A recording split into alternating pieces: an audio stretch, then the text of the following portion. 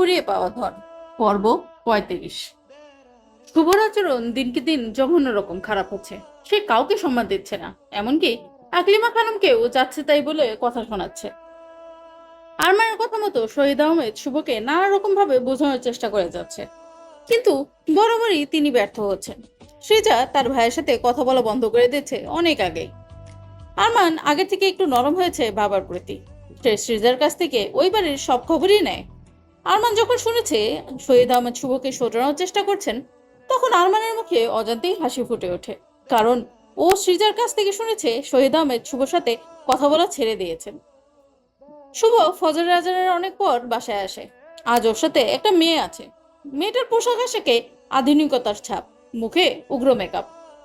আকলিমা খানম আজ ড্রয়িং রুমেই ফজরের নামাজ আদায় করেছেন।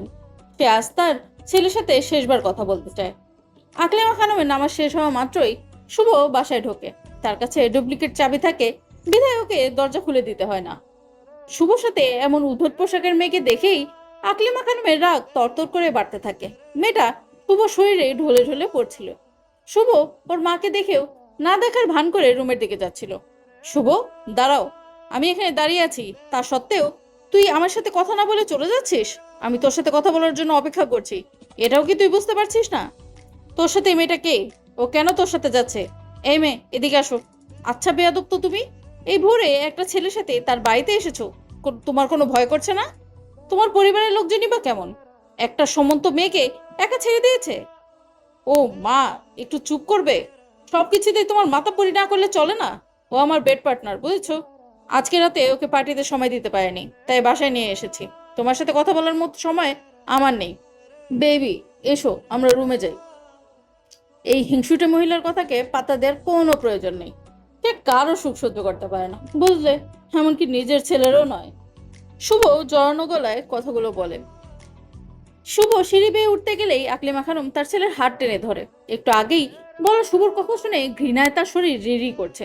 তার ছেলের এত অধপতন হচ্ছে, ভাবতেই নিজের প্রতি ঘৃণা হচ্ছে। তোর সাথে আমার কথা এখনো শেষ হয়নি। যদি নোংরামো করার ইচ্ছেই থাকে, তবে এই বাড়ি থেকে বের হয়ে যা। ইচ্ছে মতো নোংরামে কর, কেউ তোকে বাধা দেবে না। মনে রাখিস, এই বাড়িতে কোনো নোংরামি করা চলবে না। সোসাইটিতেই তোর বাবার একটা সম্মান আছে। আমি চাই না তোর মতো ছেলের জন্য আমার স্বামীর সম্মান ধুলাই লোটাক। একজন স্ত্রী হিসেবে আমি চাই না আমার স্বামীর কোনো অসম্মান হোক। তুই যদি এই বাড়িতে থাকতে চাস, তবে সব বদ অভ্যাস, খারাপ সঙ্গ ত্যাগ করলে তবেই থাকতে পারবি। এমএ, তুমি এক্ষুনি এই বাড়ি থেকে বেরিয়ে যাও। আর কখনোই যেন শুভর সাথে তোমাকে না দেখি। কে শুনতে চাইছে তোমার এত উপদেশ? নিজেকে কি মনে করো, রানী এলিজাবেথ? সবাইকে আঙ্গুলে তুলে নাচাতে ভালোই লাগে, কিন্তু আমার যে মোটেও তোমার ইশারায় নাচতে ভালো লাগে না। আমার লাইফে ইন্টারফেয়ার করার অধিকার তোমাকে কে দিয়েছে? মা হয়েছে বলেই সব বিষয়ে নাক গলাবে? তুমি লিসাকে এ বাড়ি থেকে বেরিয়ে যেতে বলার কে? ওকে আমি এনেছি, আমার প্রয়োজন মিটলেই তবে ও এখান থেকে যাবে। কান খুলে শুনে রাখো, আমার বিষয়ে মাথা না ঘামিয়ে নিজের কাজে মনোযোগ দাও। এরপর কখনো আমার যে কোনো বিষয়ে তোমাকে কথা বলতে দেখলে আমার থেকে খারাপ কেউ হবে না, বুঝলে? কি বললি তুই? নিজের মায়ের সাথে এইভাবে কথা বলতে পারলি? ছি, কত নিচে নেমে গেছিস তুই। আল্লাহ, তোর মতো সন্তানকে যেন কোনো শত্রু কেউ না দেয়। এই, তুই এক্ষুনি বাড়ি থেকে বেরিয়ে যাবি। যা, বেরিয়ে যা, অসভ্য কুলাঙ্গার সন্তান। আজ থেকে তোকে সন্তান বলে পরিচয় দিব না। এত বড় বড় লেকচার যে দিচ্ছ, তা বাড়িটা কি তোমার? তোমার বাপের বাড়ি থেকে বয়ে নিয়ে এসেছো নাকি? আমি এখান থেকে যাব না। প্রয়োজনে তোমরা যাবে। আমি ইচ্ছে করলে এক্ষুনি তোমাকে হিড় হিড় করে টেনে বের করে দিতে পারি এখান থেকে। অবশ্য আরেকটা কথা যদি বলো, সাথে সাথে তোমাকে বের করে দেবো, তাই নিজের মুখটা বন্ধ রাখো। চেঁচামেচির শব্দে সবাই জড়ো হয়েছে ড্রয়িং রুমে। শহীদ আহমেদ দরজায় দাঁড়িয়ে দেখছেন ছেলের বিকৃত রূপ। শ্রীজা এতক্ষণ উপরে দাঁড়িয়ে সব শুনছিল, কিন্তু শুভ বলার শেষ কথাটা শুনে আর দাঁড়িয়ে থাকতে পারে না। তরতর করে সিঁড়ি বেয়ে নিচে নেমে আসে। ভাইয়া, তুমি যার সাথে কথা বলছো সে তোমার মা। এ কথাটা ভুলে গেছো? তাকে সম্মান করতে না পারলে করো না, কিন্তু তাই বলে তাকে অসম্মান করার অধিকার তোমার নেই। তোমার মিনিমাল লজ্জাটুকুও নেই? মার সামনে কি বলতে হয় সেই বোধটুকু কি হারাচ্ছো? একজন বেশ্যাকে নিয়ে এত কিসের মাতামাতি? তবে মনে রেখো, বেশ্যা বেশ্যাই হয়, সে তার যতই দাম হোক না কেন। আর এই বাড়িটা কোনো পতিতালয় নয় যে তুমি এমন একটা মেয়েকে নিয়ে এখানে সময় কাটাবে। সে যে কথা শেষ করতে পেরেছে কিনা, শুভর হাতের সজোরে থাপ্পড় খেয়ে 2-3 হাত দূরে গিয়ে ছিটকে পড়ে। মাথা ঠুকে যায় টিলির গোড়ায়। সেই অবস্থায় স্তব্ধ হয়ে বসে থাকে সে। বাড়ির কাজের মেয়েরা সবাই মুখে হাত দিয়ে চোখ বড় বড় করে সবকিছু দেখছে। আকলিমার দুনিয়া যেন টলে উঠ। শহীদ আহমেদ মেয়েকে পড়ে থাকতে দেখে ছুটে আসেন, মেয়ের হাত ধরে পরম স্নেহে টেনে তোলেন। এরপর সৃজাকে সোফায় বসিয়ে দৃঢ় পায়ে এসে দাঁড়ায় শুভর সামনে। তুমি এই মুহূর্তে আমার বাড়ি থেকে বেরিয়ে যাবে, আমি তোমাকে ত্যায্য করব। আজকেই আমার লয়ারের সাথে কথা বলে সব ব্যবস্থা করে ফেলবো। তোমার প্রয়োজনীয় জিনিসপত্র গুছিয়ে নিতে আমি 15 মিনিট সময় দিলাম। এরই মধ্যে যা যা নিয়ে নিয়ে নাও। আর শুনে রাখো, আমার সব সম্পত্তির 12 আনার মালিক হবে আরমান আর সৃজা। তোমাকে আমি আমার সম্পত্তির থেকে 4 আনা দিয়েছি অনেক আগেই, তার সব পেপারসও তোমার কাছে পৌঁছে যাবে। তুমি চাইলে আইনি লড়াই করতে পারো, তবে আমি এই আশ্বাস দিতে পারি যে তুমি হেরে যাবে, কারণ তোমার সব কুকর্মের প্রমাণ আদালতে দেওয়ার মতো ক্ষমতা আমার আছে। এই 4 আনা সম্পত্তি তোমাকে দিয়েছি কারণ ভবিষ্যতে যাতে তুমি বলতে না পারো তোমাকে আমি বঞ্চিত করেছি। এবার যাও, তোমার হাতে 15 মিনিট সময় আছে। শহীদ আহমেদের কথা শুনে তেরে আসে শুভ। আমি আমার সম্পত্তির ন্যায্য ভাগ চাই। তুমি কিভাবে আমাকে ঠকালে? সম্পত্তির পুরো ভাগ যদি আমি না পাই তবে তোমাকে খুন করব আমি। আমি শুভ কথা শেষ করতে পারে না, তার আগেই আকলিমা খানম এসে ওর গালে সপাটে থাপ্পড় বসিয়ে দেয়। টি শার্টের কলার ধরে টেনে নিয়ে আসে দরজার কাছে। তুই এই মুহূর্তে এখান থেকে বের হয়ে যাবি, কোনো সময় তোকে দেয়া হবে না। কাকে খুন করবি তুই? তোর জন্মদাতা পিতাকে, যে তোদের সুখের জন্য নিজের জীবনকে উৎসর্গ করে দিয়েছে, নিজের সুখে পায়ে দোলে তোদের জন্য খেটেছে। সেই মানুষটাকে তুই খুন করতে চাচ্ছিস? তবে তোর মতো সন্তান আমার প্রয়োজন নেই। আজ থেকে তুই আমার কাছে মৃত, আর তোর বিরুদ্ধে সাক্ষী আমি দেব। যা পারিস করে নিস। আমার সংসার ধ্বংস করেছিস তুই। তোর জন্য আমার ফুপু মারা গেল, হাসপাতালে ভর্তি ছিল, তাকে দেখতে গেলি না, তার জানাজায় গেলি না। তুই তো মানুষ নই, অমানুষ হয়েছিস। আমি কোনো অমানুষ ছেলেকে চাই না। তোর থেকে আরমান 1000 গুণে ভালো। তার সাথে কত অন্যায় করেছি, তবুও সে আমাকে অসম্মান করেনি। সেদিন হাসপাতালে মাথা ঘুরে পড়ে গেলাম, সে হন্তদন্ত হয়ে আমাকে তুলে বসিয়েছে, চিকিৎসা করিয়েছে। এরপরও অনেকক্ষণ ধরে আমার পাশে বসে থেকেছে। তুই কখনো এমন করেছিস? আজ আমি বলছি, আরমান সত্যিকারের মানুষ। শুভ আকলিমার হাত এক ঝটকা সরিয়ে নেয় কলার থেকে, এরপর এক ধাক্কায় তাকে ফেলে দেয়। দরজার পাশে থাকা বড় ফুলদানির উপর আছড়ে পড়ে আকলিমা।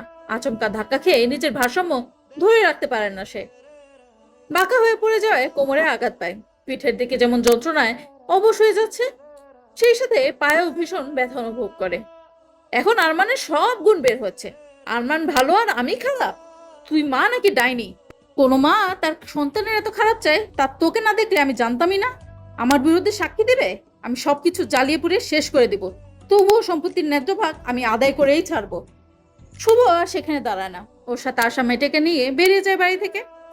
শহীদ আহমেদ নিজের চোখকে বিশ্বাস করতে পারছে না। তার ছেলে নষ্ট হয়ে গেছে ভাবতেই তার বুক শুকিয়ে আসছে। একটা ছেলে কতটা খারাপ হলে তার মাকে আঘাত করতে পারে? আকলিমা খানমের আর্তনাদ শুনে শহীদ আহমেদ সহ সবাই দৌড়ে আসে, তাকে ধরাধরি করে তুলে হাসপাতালে নেওয়া হয়। পরীক্ষা নিরীক্ষার পর ডাক্তার জানায় তার মেরুদণ্ডে আঘাত লাগায় হাঁটার ক্ষমতা হারিয়েছে। যতদিন বেঁচে থাকবে ততদিন আর হেঁটে বেড়াতে পারবে না, সেই সাথে পা ভেঙে গেছে। সব শুনে কান্নায় ভেঙে পড়ে আকলিমা খানম। শহীদ আহমেদও দুঃখ প্রকাশ করার অবস্থায় নেই। সৃজা মায়ের পাশে বসে আছে। কতক্ষণ কেঁদেছে তার হিসাব জানা নেই সৃজার। ফোনের রিংটোনের আওয়াজে চোখের পানি মুছে পাশে থাকা ফোনটা হাতে নিয়ে দেখলো আরমানের নাম্বার। নিজেকে সহায় করে রিসিভ করে। সৃজার কথা শুনেই আরমান বুঝতে পারে কিছু একটা সমস্যা আছে। ও সৃজার কাছে জানতে চায় কি হয়েছে। সৃজা প্রথমে বলতে না চাইলেও আরমানের ধমকে সব বলে দেয়। সব শুনে আরমানের চল শক্ত হয়ে গেছে। কিছুক্ষণ কথা বলে ফোন রেখে দেয়। এরপর কান্তাকে ফোন দিয়ে সবকিছু জানায়। এরই সাথে খালার সাথে কথা বলে, কান্তাকে দেখে রাখতে বলে অফিস থেকেই ঢাকায় রওনা দেয়। আরমান ঢাকায় পৌঁছে যখন চারদিকে সন্ধ্যা, তার আধারে সবকিছু ঢেকে নিতে ব্যস্ত। ও সরাসরি হাসপাতালে যায়। অসময়ে আরমানকে দেখে সবাই অবাক হয়ে তাকিয়ে থাকে। সবার এভাবে তাকানোয় আরমান একটু অপ্রস্তুত হয়ে যায়। ভাইয়া তুমি এসেছো? আমি জানতাম তুমি আসবে, কিন্তু আজই যে আসবে সেটা ধারণা করিনি। তুমি দুপুরে কিছু খেয়েছিলে? তোমাকে খুব ক্লান্ত দেখাচ্ছে। আচ্ছা, ভাবি কেমন আছে? একসাথে কতগুলো প্রশ্ন করে সৃজা। আমরা সবাই ভালো আছি। তোর কপালে কি হয়েছে? তীক্ষ্ণ দৃষ্টিতে আরমান তাকিয়েছে সৃজার দিকে। সৃজা কিছু বলে না, শুধু শুকনো হাসে। আরমানের বুঝতে বাকি থাকে না কি হয়েছে। সৈয়দ আহমেদ অপরাধীর ন্যায় মাথা নিচু করে আছেন, আর সত্যি সে পরাজিত। আকলিমা খানম ঘুম ঘুম চোখে আরমার দিকে তাকিয়ে আছে। তার ভেতরে সঞ্চিত শক্তি ক্ষয় হতে হতে আজ নিঃশেষ হয়ে গেছে। আরমানের সাথে কথা বলার জন্য কোনো শক্তি অবশিষ্ট নেই। তাই সে কোনো কথা না বলে শুধু নীরবে কাঁদতে থাকে। 7 দিন পর আকলিমা খানমকে সিঙ্গাপুরে নেওয়া হলো। সেখানকার ডাক্তারও জানায় সে আর কোনোদিন হাঁটতে পারবে না। চিকিৎসা শেষে আকলিমাকে দেশে আনা হয়। দেশে এসেই শহীদ আহমেদ সত্যি সত্যি শুভকে কাগজে কলমে ত্যায্য ঘোষণা করেন। তবে শহীদ আহমেদ কথা মতো শুভকে 2 আনা সম্পত্তি দেন। আরমানকেও তার হিসাব বুঝিয়ে দিতে চাইলে আরমান সেগুলো নিতে অস্বীকার করে। তবে সৃজা ওর বাবাকে আপাতত এসব নিয়ে আরমানকে কিছু বলতে নিষেধ করে। মেয়ের কথা মতো শহীদ আহমেদ আর কিছুই বললেন না। কয়েকদিন থেকেই আকলিমা বারবার আরমানকে বাসায় আসবার জন্য সৃজাকে ফোন করতে বলে, কিন্তু বারবার সৃজা কিছু একটা বলে ওর মাকে থামিয়ে দিচ্ছে। কিন্তু মার সাথে পেরে না উঠে বাধ্য হয়ে আরমানকে ফোন করে বাসায় আসতে বললে আরমান রাজি হয় না। সে জানায় যেদিন ওরা ডাক্তারের কাছে যাবে সেদিন হাসপাতালে গিয়ে আকলিমাকে দেখে আসবে। সৃজা মাকে কথাটা জানালে আকলিমা খানম মন খারাপ করে। সে ভাবে আরমানের সাথে যেসব আচরণ করেছে তাতে তাকে দেখতে আসার কোনো দায় নেই আরমানের। পরদিন সকালে আকলিমা খানম স্বামী ও মেয়ে সহ চিটাগাং রওনা দেয়। সৃজা এভাবে আরমানকে না জানিয়ে যেতে চায়নি, কিন্তু আকলিমা খানমের জোরাজুরিতে বাধ্য হয়ে ওকে রাজি হতে হয়। দরজা খুলেই আরমান হতভম্ব হয়ে গেছে। ও কি ভুল দেখছে? সৃজা হুইল চেয়ারে হাতল ধরে দাঁড়িয়ে আছে। চেয়ারে বসে আছে আকলিমা খানম। পাশে কাচুমাচু মুখে দাঁড়িয়ে আছে শহীদ আহমেদ। ভেতরে ঢুকতে দেবে না ভাইয়া? সৃজার কথা শুনে আরমান সরে দাঁড়ায়। কান্তা ভারী শরীর নিয়ে বেশিক্ষণ দাঁড়িয়ে থাকতে পারে না, তাই আকলিমা খানমের পাশে একটা চেয়ার টেনে বসেছে। আকলিমা খানম কান্তার হাত ধরে কেঁদেই চলছে। আরমান ডাইনিং টেবিলের পাশে বুকে হাত গুজে দাঁড়িয়ে সব দেখছে। আকলিমা খানম আরমানকে কাছে ডাকলে আরমান তার কাছে এসে দাঁড়ায়। তোরে কিছু না বলেই আকলিমা খানম আরমানের 2 হাত চেপে ধরে নিজের বুকের মধ্যে অঝরে কাঁদছে সে। আরমান কিছু না বলে শুধু তাকিয়ে থাকে। অনেকক্ষণ পর নিজেকে শান্ত করে মুখ খুলে আকলিমা, আজ একজন অসহায় মা তোমার সামনে এসেছে নত হয়ে। জানি তোমার মা হওয়ার কোনো যোগ্যতাই আমার নেই। তুমি আমাকে মা বলে মেনে না নিলেও আমার কোনো অভিযোগ থাকবে না, কারণ অভিযোগ করার মতো কোনো মুখই আমার নেই। আমি তোমার কাছে ক্ষমাও চাইবো না। আমি ক্ষমা চাওয়ার মানেই তোমার ক্ষতে আরো আঘাত দেয়া। আমি চাই না আমার কারণে তুমি পুনরায় কোনো আঘাত পাও। তুমি বিপদে বাবার পাশে থাকো আর ছোট বোনটার একটু খোঁজ নিও। তোমার কাছে শুধু আমার এতটুকুই চাওয়া। তোমার বাবা ভেতর থেকে ভেঙে পড়েছেন, তার যখন তখন কোনো কিছু হয়ে যেতে পারে। আমি একজন পঙ্গু মানুষ, তার কিভাবে খেয়াল রাখবো বলো? তোমার বোনেরও বিয়ের বয়স হয়েছে। তুমি নাকি তোমার বাবাকে রিয়াদের কথা বলেছিলে। যত তাড়াতাড়ি পারো তোমার খালার সাথে এই বিষয়ে কথা বলো। আমি পঙ্গু মানুষ, এত দৌড়াদৌড়ি করতে পারবো না। যা করার তুমি আর কান্তা মিলে করো। কি করবে তো? আকলিমা খানমের আকুতি মাখা কথা শুনে আরমানের বুকের ভেতর ঝড় উঠেছে। মায়েদের কথা বুঝি এমনই হয়। কুড়িয়ে পাওয়া ধন, পর্ব 36। আরমান আকলিমা খানমের কথার উত্তর না দিয়ে মাথা নিচু করে রাখে। আকলিমা খানম অধীর আগ্রহে অপেক্ষা করছে আরমানের উত্তরের। বেশ কিছুক্ষণ চিন্তা ভাবনা করে মুখ খুলে আরমান, আপনি চিন্তা করবেন না, আমি সৃজার বিয়ের বিষয়টা নিয়ে খালার সাথে কথা বলবো। অনেকটা পথ জার্নি করে এসেছেন, এবার একটু রেস্ট করুন। তুমি আমার কথার উত্তর সুকৌশলী এড়িয়ে যাচ্ছ, এটা বেশ বুঝতে পারছি। আজ তুমি এভাবে আমার কথা এড়িয়ে যেও না। আমি মায়ের দাবি নিয়ে তোমার কাছে এসেছি। আমার জায়গায় তোমার মা থাকলে নিশ্চয়ই ফিরিয়ে দিতে না। এত বছর নিজের রাগ নিয়ে থেকেছি, তাই তোমার মূল্য বুঝিনি। আজ যখন তোমাকে চিনলাম তখন আমি নিঃস্ব। তবে এটাও আমি জানি আমার পূর্ণতার কারণও তুমি। আজ তোমার মা হয়ে তোমাকে সন্তান হিসেবে গ্রহণ করে নিয়ে আমি পূর্ণ হতে চাই আরমান। জানি কখনো তোমার নিজের মায়ের মতো হতে পারবো না, তবুও চেষ্টা করতে দোষ কোথায় বলো? আকলিমা খানমের কথা শুনে ড্রয়িং রুমে উপস্থিত সকলের চোখে পানি এসেছে। সবসময় চুপচাপ থাকা অহংকারী মানুষটাও যে এভাবে বলতে পারে তা কারোই মাথায় ছিল না। আরমানও চূড়ান্ত পর্যায়ে অবাক হয়েছে। এমনটাও খবর ছিল, চিরকাল যার কাছ থেকে অবহেলা অনাহার বই কিছুই পায়নি, আজ তারই রূপ দেখছে সে। আপনি কি চাইছেন? আরমান সরাসরি জিজ্ঞেস করে। আমি চাই আমার বড় সন্তানকে তার নিজের বাড়িতে নিয়ে যেতে। সে তার হিস্সা বুঝে নিক, বাবার বিপদে কাঁধে কাঁধ রেখে তার পাশে দাঁড়াক। আমি চাই আমার পুত্রবধূকে নিজের কাছে পেতে, আমার অনাগত নাতি নাতনিকে ছুঁয়ে দেখতে। আমি জানি এটা সম্ভব নয়, কিন্তু সেগুলো সম্ভব করার দায়িত্ব তোমার। তুমি তোমার চাকরির ফাঁকে ফাঁকে এসব করতে পারো। আপনি এখন রুমে যান, ফ্রেশ হয়ে নিন। খালা খেতে দিলে রুমেই খেয়ে নিবেন, কষ্ট করে এখানে আসার দরকার নেই। আরমান কথাগুলো বলেই উঠে যেতে লাগলে আকলিমা খানম তার হাত ধরে ওকে থামিয়ে দেয়। এখনো আমি আমার প্রশ্নের উত্তর পাইনি। উত্তর না পেলে যে আমার ভেতরে যেতে ভয় করছে। আকলিমা খানম কাঁদছে, তার চোখে কিছু হারানোর ভয় দেখতে পাচ্ছে আরমান। ও জোরে শ্বাস নেয়।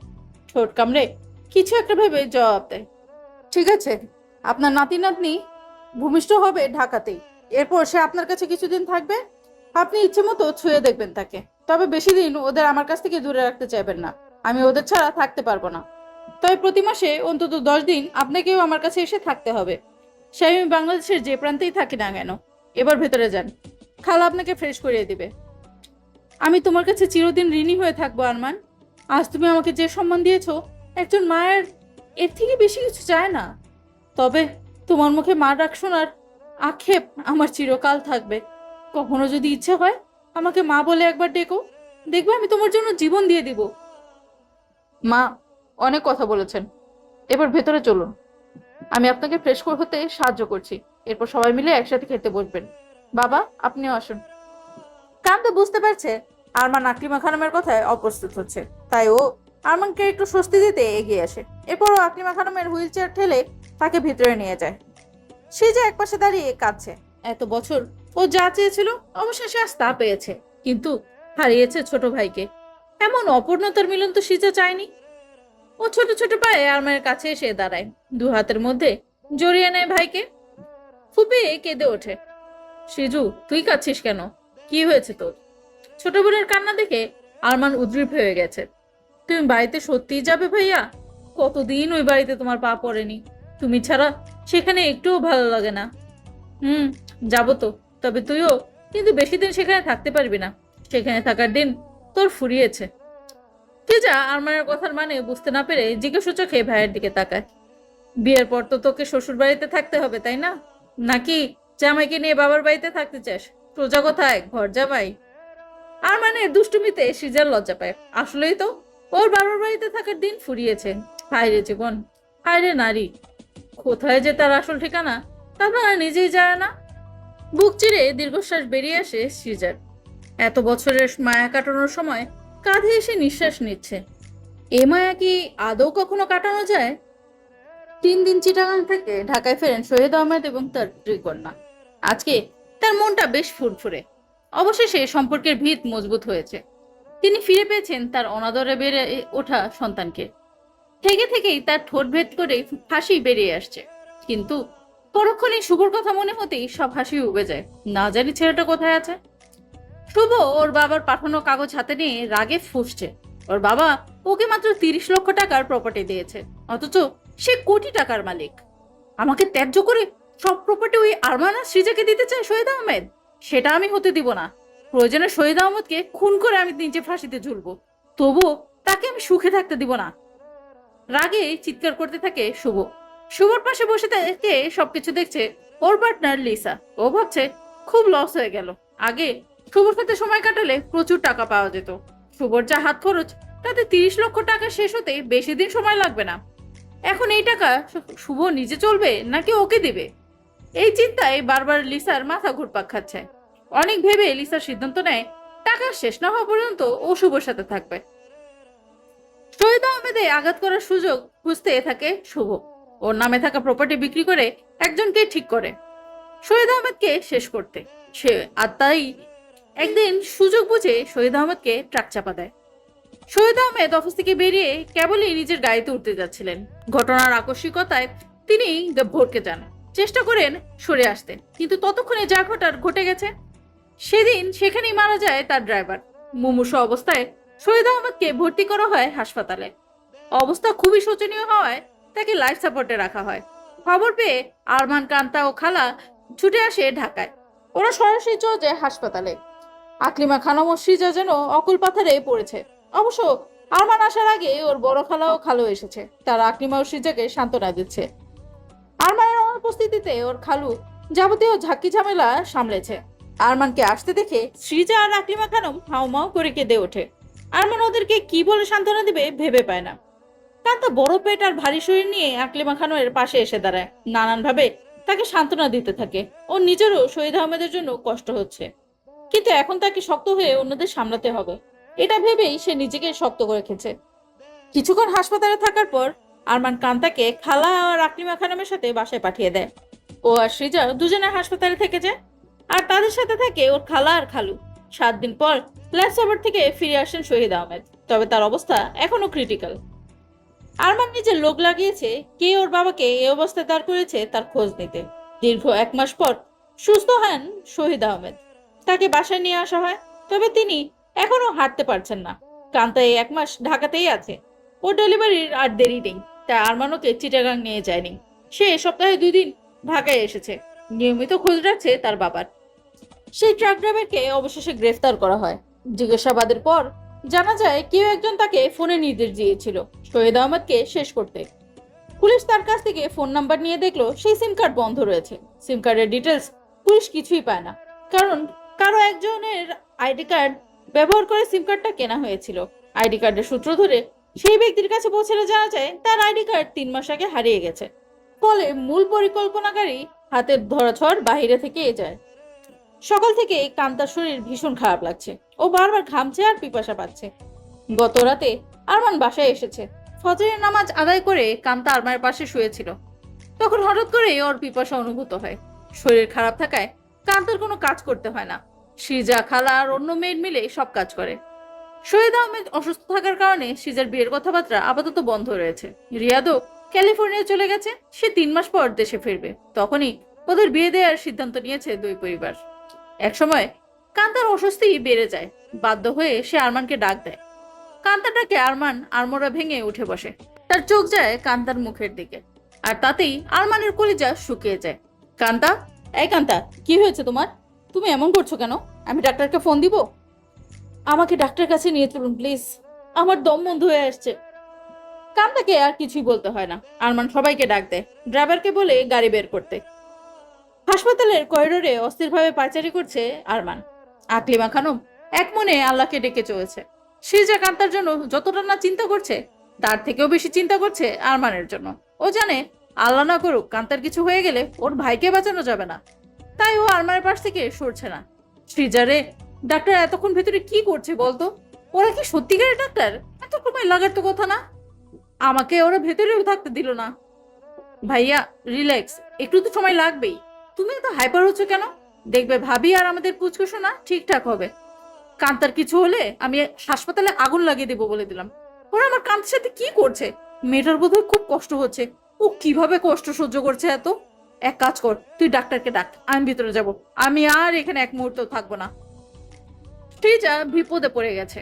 ও আরমানকে থামাতেই পারছে না, আবার ও চাচ্ছে না আরমান ভেতরে যাক। কারণ ওর ভাই করিডোরে থেকেই যেমন পাগলামি করছে, কান্তার কাছে গেলে তার অবস্থা দেখলে আরো বেশি পাগলামি করবে। ও বুঝিয়ে শুনিয়ে আরমানকে একটা চেয়ারে বসায়। ততক্ষণে হাসপাতালে আরমানের দুই খালা চলে এসেছে। আরমানের পাগলামি দেখে তারা আরমানকে শান্ত করার বৃথা চেষ্টা করছে। কুড়িয়ে পাওয়া ধন, পর্ব 37। টেনশন নিতে না পেরে জ্ঞান হারায় আরমান। ওকে নেওয়া হয় ক্যাবিনে। ডাক্তার এসে চেক করে জানায় সমস্যার কিছু নেই। অতিরিক্ত টেনশনে তার এই অবস্থা। শ্রীজা ভাইয়ের বেডের কাছে মাথায় হাত দিয়ে বসে আছে। ওর এই মুহূর্তে ভীষণ হাসি পাচ্ছে, কিন্তু আরমানের যে কোনো সময় জ্ঞান আসতে পারে, তাই সেই ইচ্ছেকে শ্রীজা জলাঞ্জলি দেয়। জ্ঞান ফিরলে ধরফরিয়ে উঠে বসে আরমান। কতক্ষণ সেইভাবে বিছানায় শুয়ে আছে। আরমানকে উঠতে দেখে ক্যাবিনে থাকা নার্স নড়ে চড়ে বসে। আরমানকে হাতের ক্যানোলা খুলতে দেখে নার্সটি কথা বলে, স্যার এভাবে খুলছেন কেন? আপনার স্যালাইন এখনো শেষ হয়নি, আর কিছুক্ষণ অপেক্ষা করুন স্যার। আপনি আমাকে খুলতে সাহায্য করুন, নইলে আমি এসব ছিঁড়ে ফেলবো। আমাকে আমার স্ত্রীর কাছে যেতে হবে। আরমানের গুরুগম্ভীর গলার কথা শুনে নার্সটি আর কথা বাড়ানোর সাহস পায় না। সে চুপচাপ আরমানের হাতের ক্যানোলা খুলে দেয়। আরমান কেবিন থেকে দৌড়ে বেরিয়ে আসে। ওকে বেরিয়ে আসতে দেখেই ওর ছোট মামা সেখানে এসে দাঁড়ায়। তুমি এভাবে উঠে আসলে কেন? স্যালাইন তো এখনো শেষ হয়নি। এই মাত্রই তোমার কেবিন থেকে বের হয়েছি, আর এই সুযোগে তুমি এমন কাণ্ড ঘটালে। মামা, কাণ্ড কোথায়? ও কেমন আছে? আমার মামা বুঝতে পারে তার ভাগ্নিকে এবার আর আটকায় রাখা যাবে না। এসো আমার সাথে বলেই আতিক সাহেব তার ভাগ্নিকে নিয়ে সামনে হাঁটা ধরলেন। আরমানকে নিয়ে তিনি এসে দাঁড়ালেন অন্য একটা ক্যাবিনের সামনে। আরমানকে ইশারা করতেই সে ক্যাবিনের দরজা খুলে হন্তদন্ত হয়ে ভেতরে ঢোকে। আরমানকে ঢুকতে দেখে সবাই অবাক হয়ে ওর দিকে তাকিয়ে থাকে। সবাই ভাবছে এই ছেলেটাকে স্যালাইনের সাথে ঘুমের ইনজেকশন দেওয়া হয়েছে, এখনই তার ঘুম ভাঙার কথা নয়, কিন্তু সে এখন ওর সামনে দাঁড়িয়ে আছে। এটা কিভাবে সম্ভব?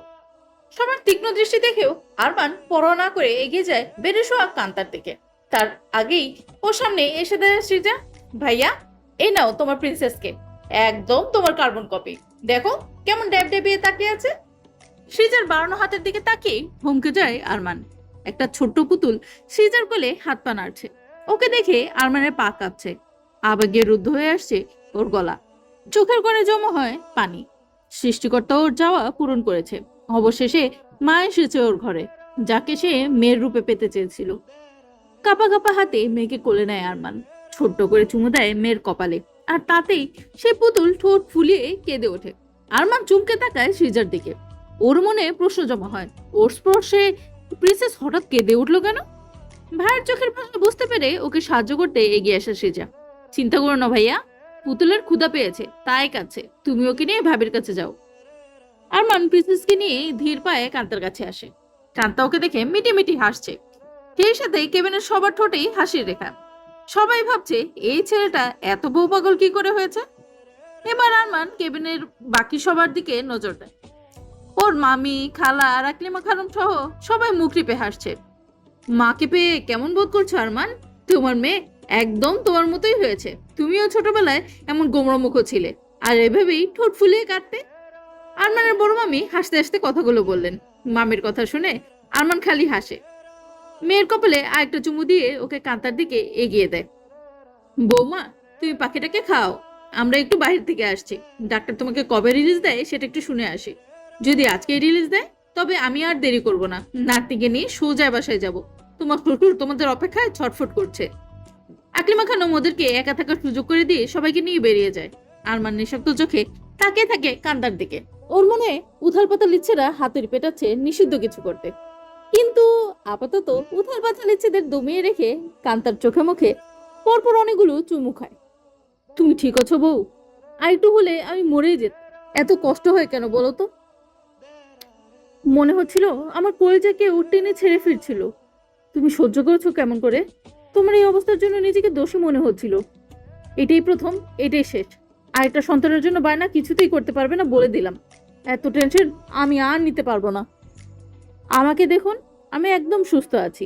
মা হতে গেলে একটু কষ্ট সহ্য করতেই হয়। এতেই তো মা হওয়ার সার্থকতা। আজ নিজেকে পরিপূর্ণ নারী মনে হচ্ছে। সেই সাথে আপনাকে পূর্ণ করতে পেরে নিজেকে গর্বিণী মনে হচ্ছে। তবে আপনার শেষ অনুরোধ আমি রাখতে পারবো না। আমার 3টা সন্তান চাই। একটাকে নিজের বুকে পেয়েছি, এবার আরো 2জনের আসার অপেক্ষা। হোয়াট? 3টা? ইম্পসিবল।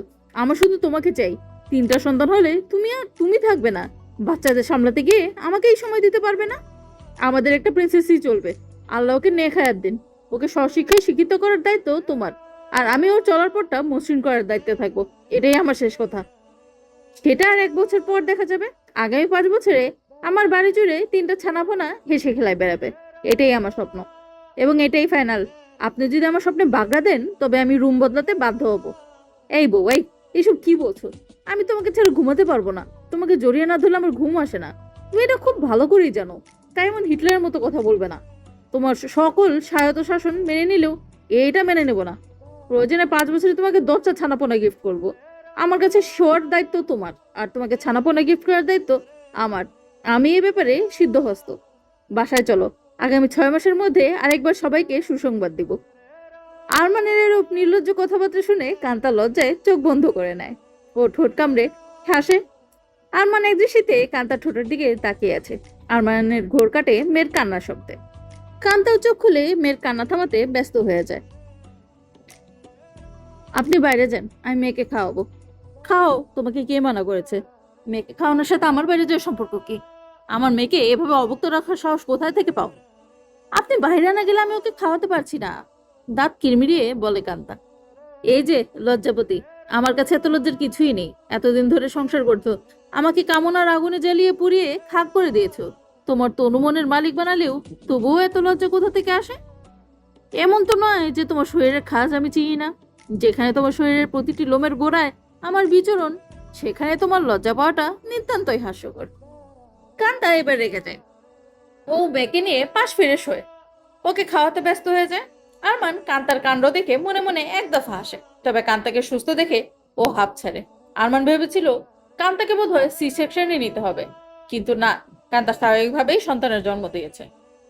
আরমানের ছোট মামা ডাক্তারের সাথে কথা বলে ঠিক করলেন কাল সকালেই কান্তাকে বাসায় নিয়ে যাওয়া হবে। ডাক্তার জানিয়েছে মা ও মেয়ে দুজনেই সুস্থ থাকায় বাসায় নিয়ে যেতে কোনো সমস্যা নেই। আজ যেহেতু রাত হয়েছে, আকলিমা খানমও চাচ্ছেন না তার নাতনিকে রাতের বেলায় বাসায় নিতে। তাই সবাই মিলে সিদ্ধান্ত নেয় আগামীকাল সকালে কান্তাকে বাসায় নেওয়া হবে। কিছুক্ষণ পর আকলিমা খানম সবাইকে নিয়ে বাসায় চলে যায়। শুধু সৃজা আর আরমান হাসপাতালে থেকে যায়। আরমানের খালা মামি কান্তার কাছে থাকতে চেয়েছিল, কিন্তু আরমান জোর করেই তাদেরকে বাসায় পাঠিয়ে দিয়েছে। আরমান সারা রাত মেয়ের পাশে বসে থাকে। কান্তাকে ঘুমানোর সুযোগ দিয়ে ও মেয়ের খেয়াল রাখছে। মেয়ে বারবার বিছানা নষ্ট করলে ও অপটু হাতে পরিষ্কার করে দিয়েছে। সৃজা ভাইকে অনেকবার বলেছে ও পরিষ্কার করবে, কিন্তু আরমান সরেনি। পরদিন সকালে আরমানের খালা ও মামি হাসপাতালে আসে ওদেরকে নিতে। হাসপাতালের যাবতীয় ফর্মালিটি কমপ্লিট করে ওরা বাসায় রওনা দেয়। কান্তা ড্রয়িং রুমে পা দিতেই স্তম্ভিত হয়ে গেছে। পুরো বাড়ি সাজানো, পুরো মেঝে ফুলের কার্পেট, দেয়ালে বড় করে লেখা welcome home hour little princess. জল করছে লেখাগুলো। আকলিমা খানম ও শহীদ আহমেদ অধীর আগ্রহে নাতনিকে বরণ করতে অপেক্ষা করছে। আরমান মেয়েকে কান্তার কাছে দেয়। কান্তা ফুলের বিছানায় পা দিয়ে মারিয়ে গিয়ে সেই শহীদ আহমেদের কাছে। শহীদ আহমেদ কাপা কাপা হাতে নাতনিকে কোলে নেন। আনন্দে 2 ফোঁটা অশ্রু টুপ করে পড়ে তার চোখ থেকে। আকলিমা খানমকে ইশারা করতেই সে একটা খাম ধরিয়ে দেয় প্রিন্সেসের হাতে। বৌমা, এখানে আমার নাতনির জন্য গিফট আছে, সাবধানে খামটা রেখে দিও। আমার বাড়িতে কত বছর পর অতিথি আসলো, আমি এই আনন্দ কাকে দেখাই? আজ নিজের কলেজা কেটে দিতে ইচ্ছে করছে তোমাকে। তুমি বেঁচে থাকো মা, সুখে থাকো। শহীদ আমাদের কাছ থেকে প্রিন্সেসকে কোলে নেয় আকলিমা খানম। তার চোখে মুখে উপচে পড়ছে খুশি। সবকিছু দেখে আরমান গোপনে চোখের পানি মুছে। কুড়িয়ে পাওয়া ধন, পর্ব 38। ভাইয়া, আমাদের প্রিন্সেসের নাম কি রাখবে বলো তো? আমি গতকাল থেকে অনেক খুঁজেছি, তাও একটা মনের মতো নাম পাইনি।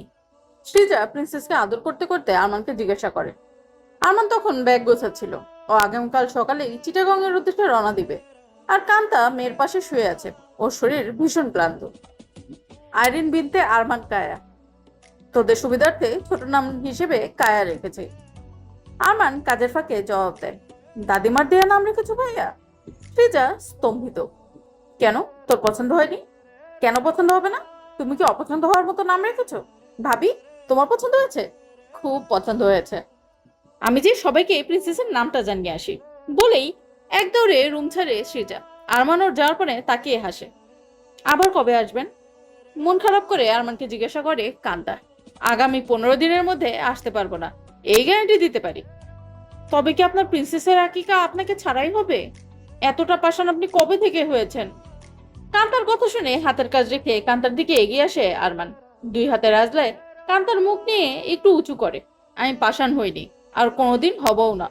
যার কাছে তোমার মতো স্ত্রী আছে, একটা পুতুলের মতো প্রিন্সেস আছে, সে পুরুষ কখনোই পাষাণ হতে পারে না। সে হয় মহাপ্রেমিক, পাগল স্বামী আর শ্রেষ্ঠ পিতা।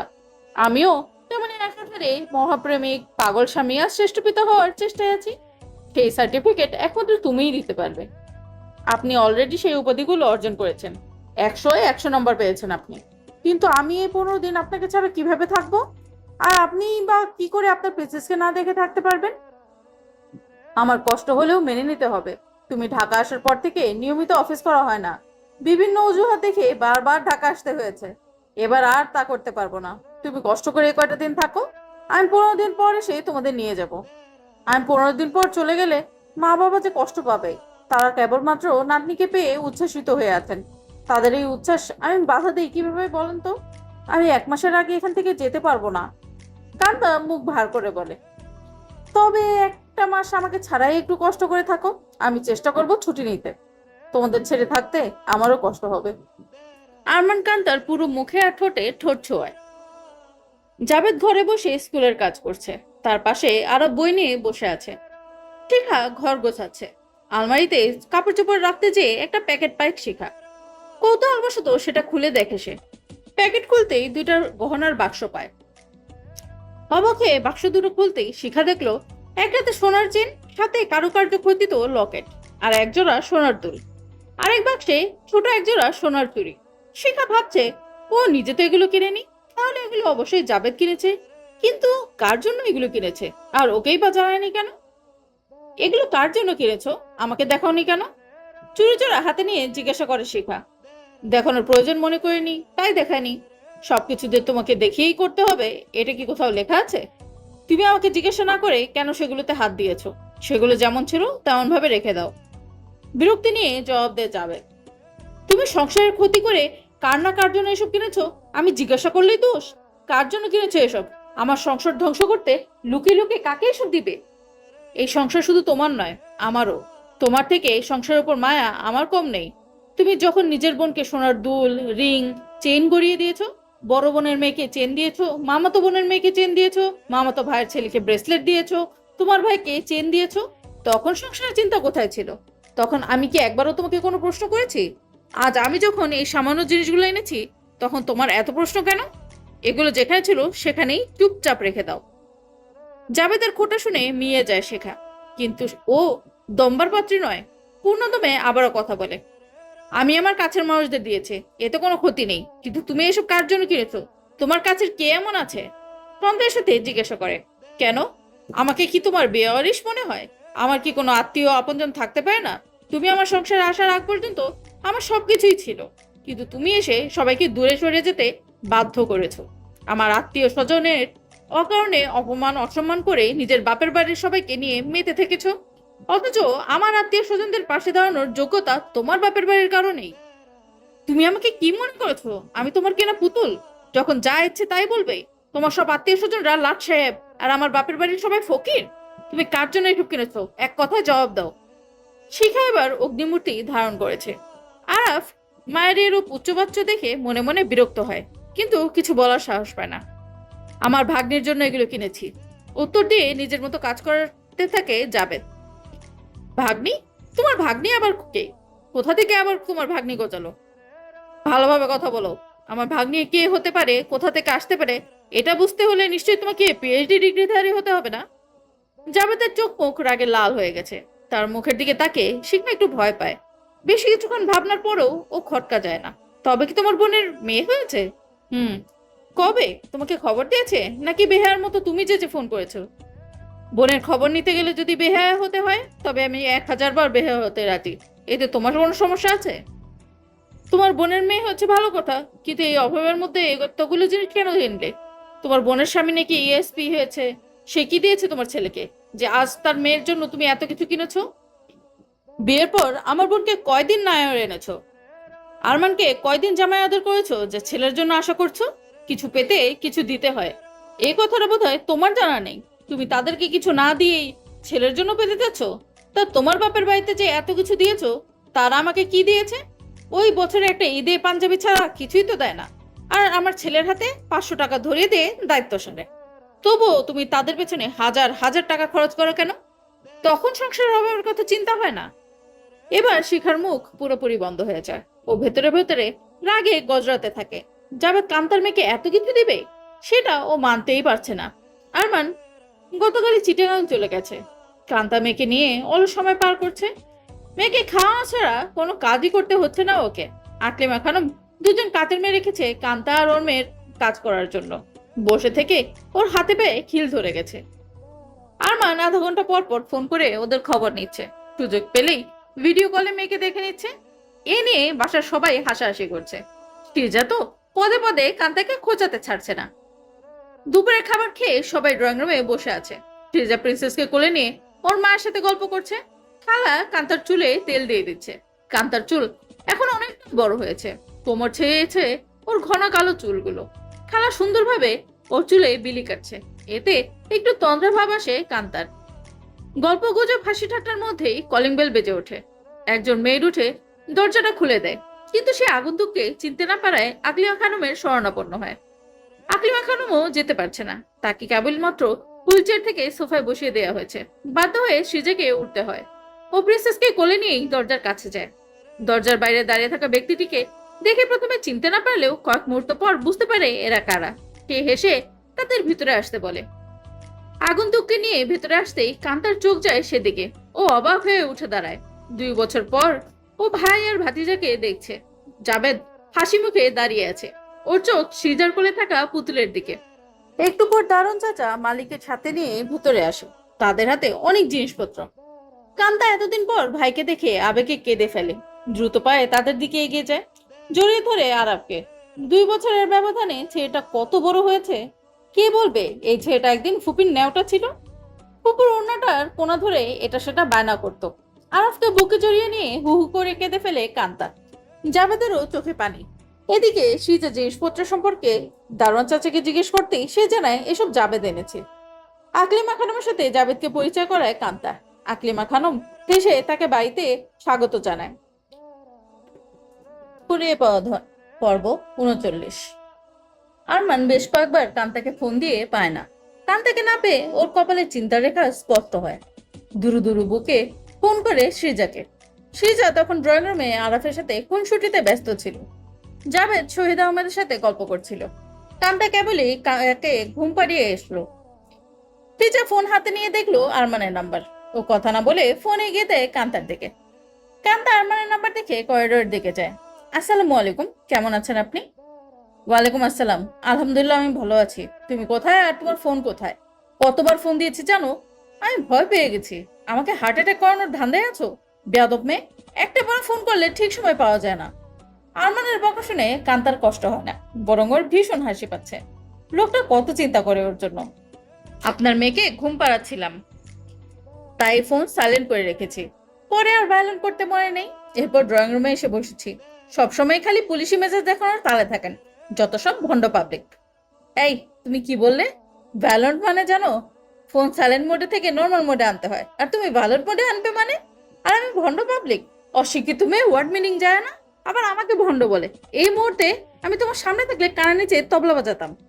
পারেন তো ওইটাই, ঘরে বউ কিছু বললে কানের নিচে তবলা বাজাবেন, বাইরে পাবলিক কিছু বললে লাঠি দিয়ে পেছনে তবলা বাজাবেন। আপনার জীবনটাই তবলাময়। এক কাজ করেন, চাকরি ছেড়ে তবলার ব্যবসা ধরেন, জীবনে প্রচুর উন্নতি করবেন। আরমান বুঝতে পেরেছে এখনো যাই কিছু বলুক না কেন ওর বউ ওকে খোঁচাবে, তাই আপাতত চুপ থাকার সিদ্ধান্ত নেয়। এর শোধ পরেও নেওয়া যাবে। দুপুরে খেয়েছিলে? আমার প্রিন্সেস কেমন আছে? তোমাকে বিরক্ত করে না তো? আমরা সবাই দুপুরে খেয়েছি। আপনার প্রিন্সেসও ভালো আছে। ও তো আর বাপের মতো হয়নি যে আমাকে বিরক্ত করবে। আমার সোনা মেয়েটা একদম আমার মতো লক্ষ্মী হয়েছে, বাবার মতো তেদর হয়নি। কান্তা দাঁতে দাঁত পেশে বলে আরমান। জি পতি মহাশয়, আজ্ঞা করুন। আমাকে শুধু ঢাকা আসতে দাও, এখনই ওয়েলকাম, চলে আসুন। আচ্ছা, রাখছি, হাল ছেড়ে দিয়ে বলে আরমান। এই না, রাখবেন না, আমার কথা শেষ হয়নি। আর এই কিপটে লোক ফোন রেখে দিচ্ছে। বউয়ের প্রতি একটু দরদ নিয়ে দেখছি কিপটেটার। দেখো, সারাদিন ব্যস্ত ছিলাম, এখনো খাওয়া হয়নি।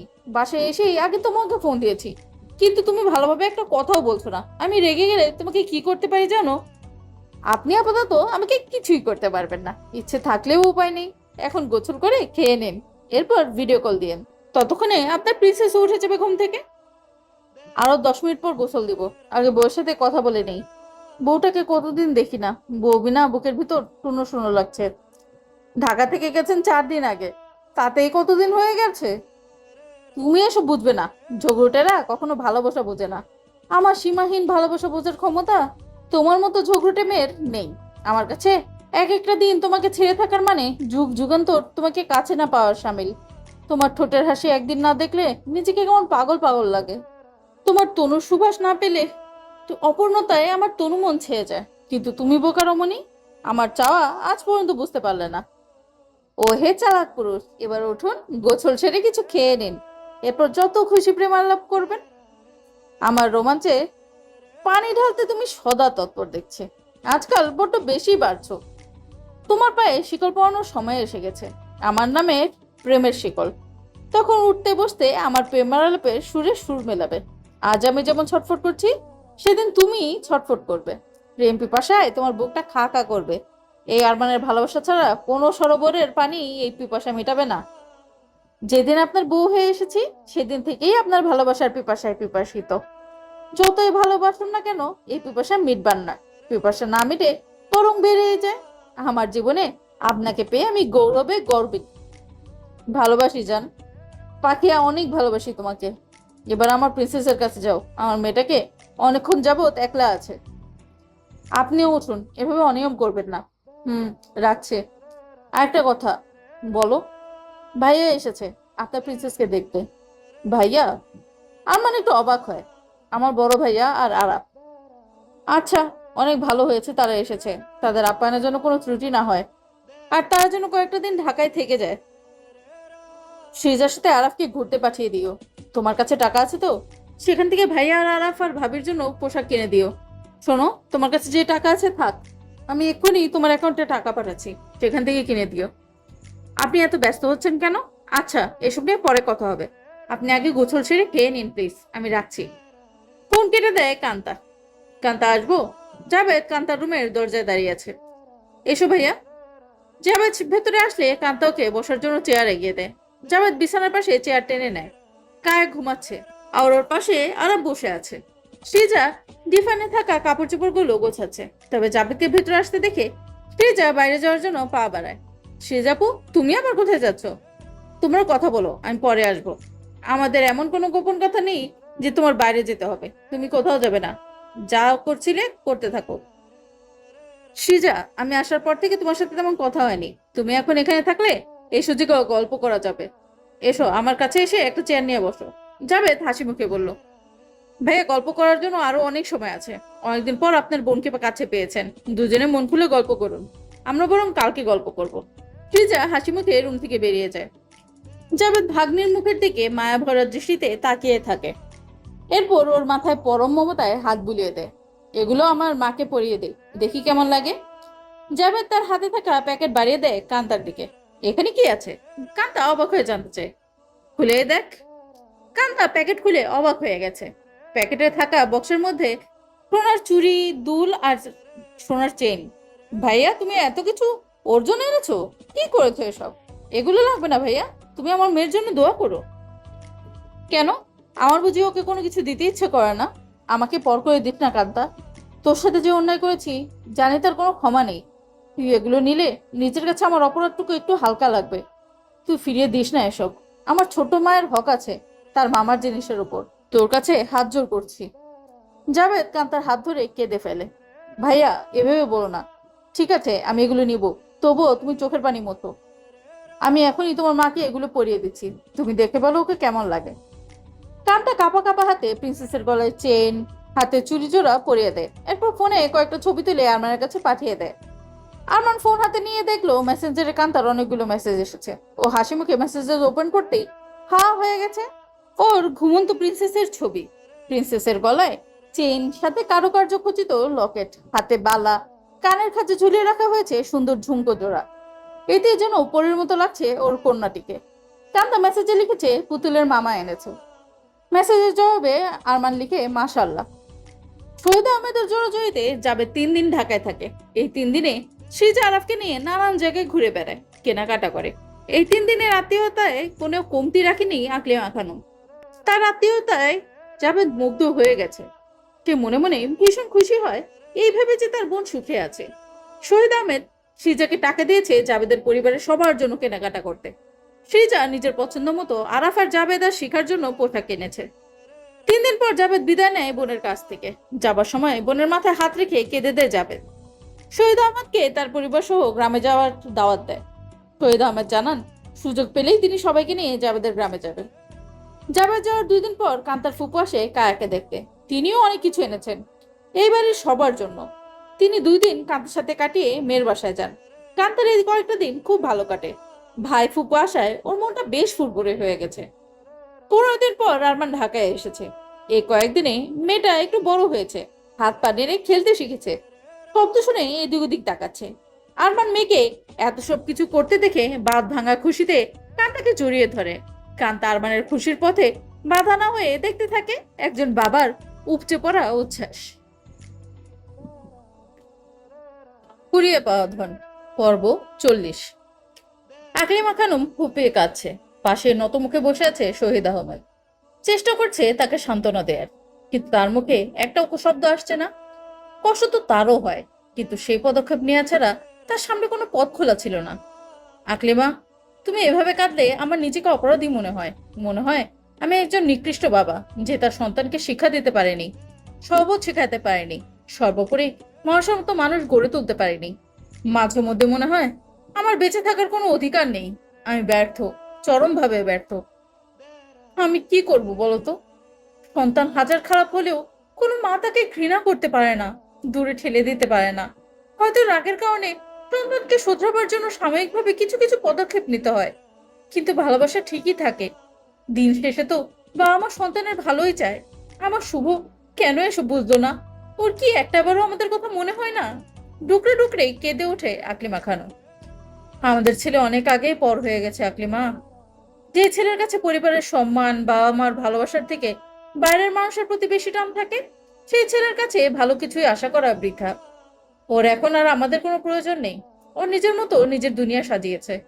সেই দুনিয়ায় আমাদের কোনো জায়গা নেই। ভালো হবে বরং আমরা তাকে ভুলে যাই। জানি ভুলে যাওয়া সহজ নয়, কিন্তু আমাদের চেষ্টা করতে দোষ কোথায়? তুমি ওকে সঠিক পথে ফেরানোর চেষ্টা না করে ওকে ভুলে যেতে বলছো? আমার নারী ছেঁড়া ধনকে আমি কিভাবে ভুলবো? আমি যে ওর প্রথম মা ডাক শুনেছি। আমার নারীত্ব পূর্ণ হয়েছে ওকে জন্ম দিয়ে। সেই ছেলেকে আমি হাজার চেষ্টা করলেও ভুলতে পারবো না। আমি ওকে ফেরানোর চেষ্টা করিনি সেটা তোমাকে কে বলেছে? আমি কয়েকবার শুভর কাছে গিয়েছি, ওকে বোঝানোর চেষ্টা করেছি, ফিরিয়ে আনতে চেয়েছি ওকে, কিন্তু প্রত্যেকবারই ও আমাকে অপমান করে তাড়িয়ে দিয়েছে। ওর অভিযোগ আমি নাকি ওকে ঠকিয়েছি, আমার প্রপার্টির ন্যায্য হিস্সা ওকে দেইনি। এখন তো ওরা আশেপাশে যাওয়ার সুযোগই পায় না। ওর অসভ্য বন্ধু বান্ধব আমাকে ওর কাছে পৌঁছানোর আগেই আটকে দেয়। তারা বলে আমার নাকি ওর বাবা হওয়ার যোগ্যতাই নেই। মলিন হেসে বলেন শহীদ আহমেদ। তুমি শুভর সাথে দেখা করতে গিয়েছো? কেমন আছে আমার ছেলে? ও যাই বলুক না কেন, তুমি কিছু মনে করো না। তুমি ওকে বলনি ওর নামে আরো প্রপার্টি তুমি রেখেছো? তাহলে ছেলেটা হয়তো ফিরে আসতো। ওকে যদি প্রপার্টির কথা বলতাম তবে ও লোভে আমার সাথে আসতো ঠিকই, কিন্তু আমি তো তা চাই না। আমি চাই আমার সন্তান ভালোবেসে আমাদের কাছে ফিরেও। তুমি চিন্তা করো না, ও ভালো আছে। হয়তো আমাদের থেকে বেশি ভালোবাসা দিচ্ছে কেউ, তাই আমাদের কথা ওর মনে নেই। দেখো, একদিন ও ঠিকই ফিরবে, ও ঠিকই নিজের ভুল বুঝতে পারবে। আমি সেদিনের অপেক্ষায় আছি। আমি চাই ও কোনো কিছুর লোভে নয়, আমাদের ভালোবাসায় বাসায় ফিরুক। তুমি ঠিকই বলেছো, শুভর ভালোর জন্য এখন আমাকে শক্ত হতে হবে। আচ্ছা শোনো, আরমানকে যেসব প্রপার্টি তুমি দিয়েছো, ও বলে দিয়েছে সেগুলোর কিছু নিবে না।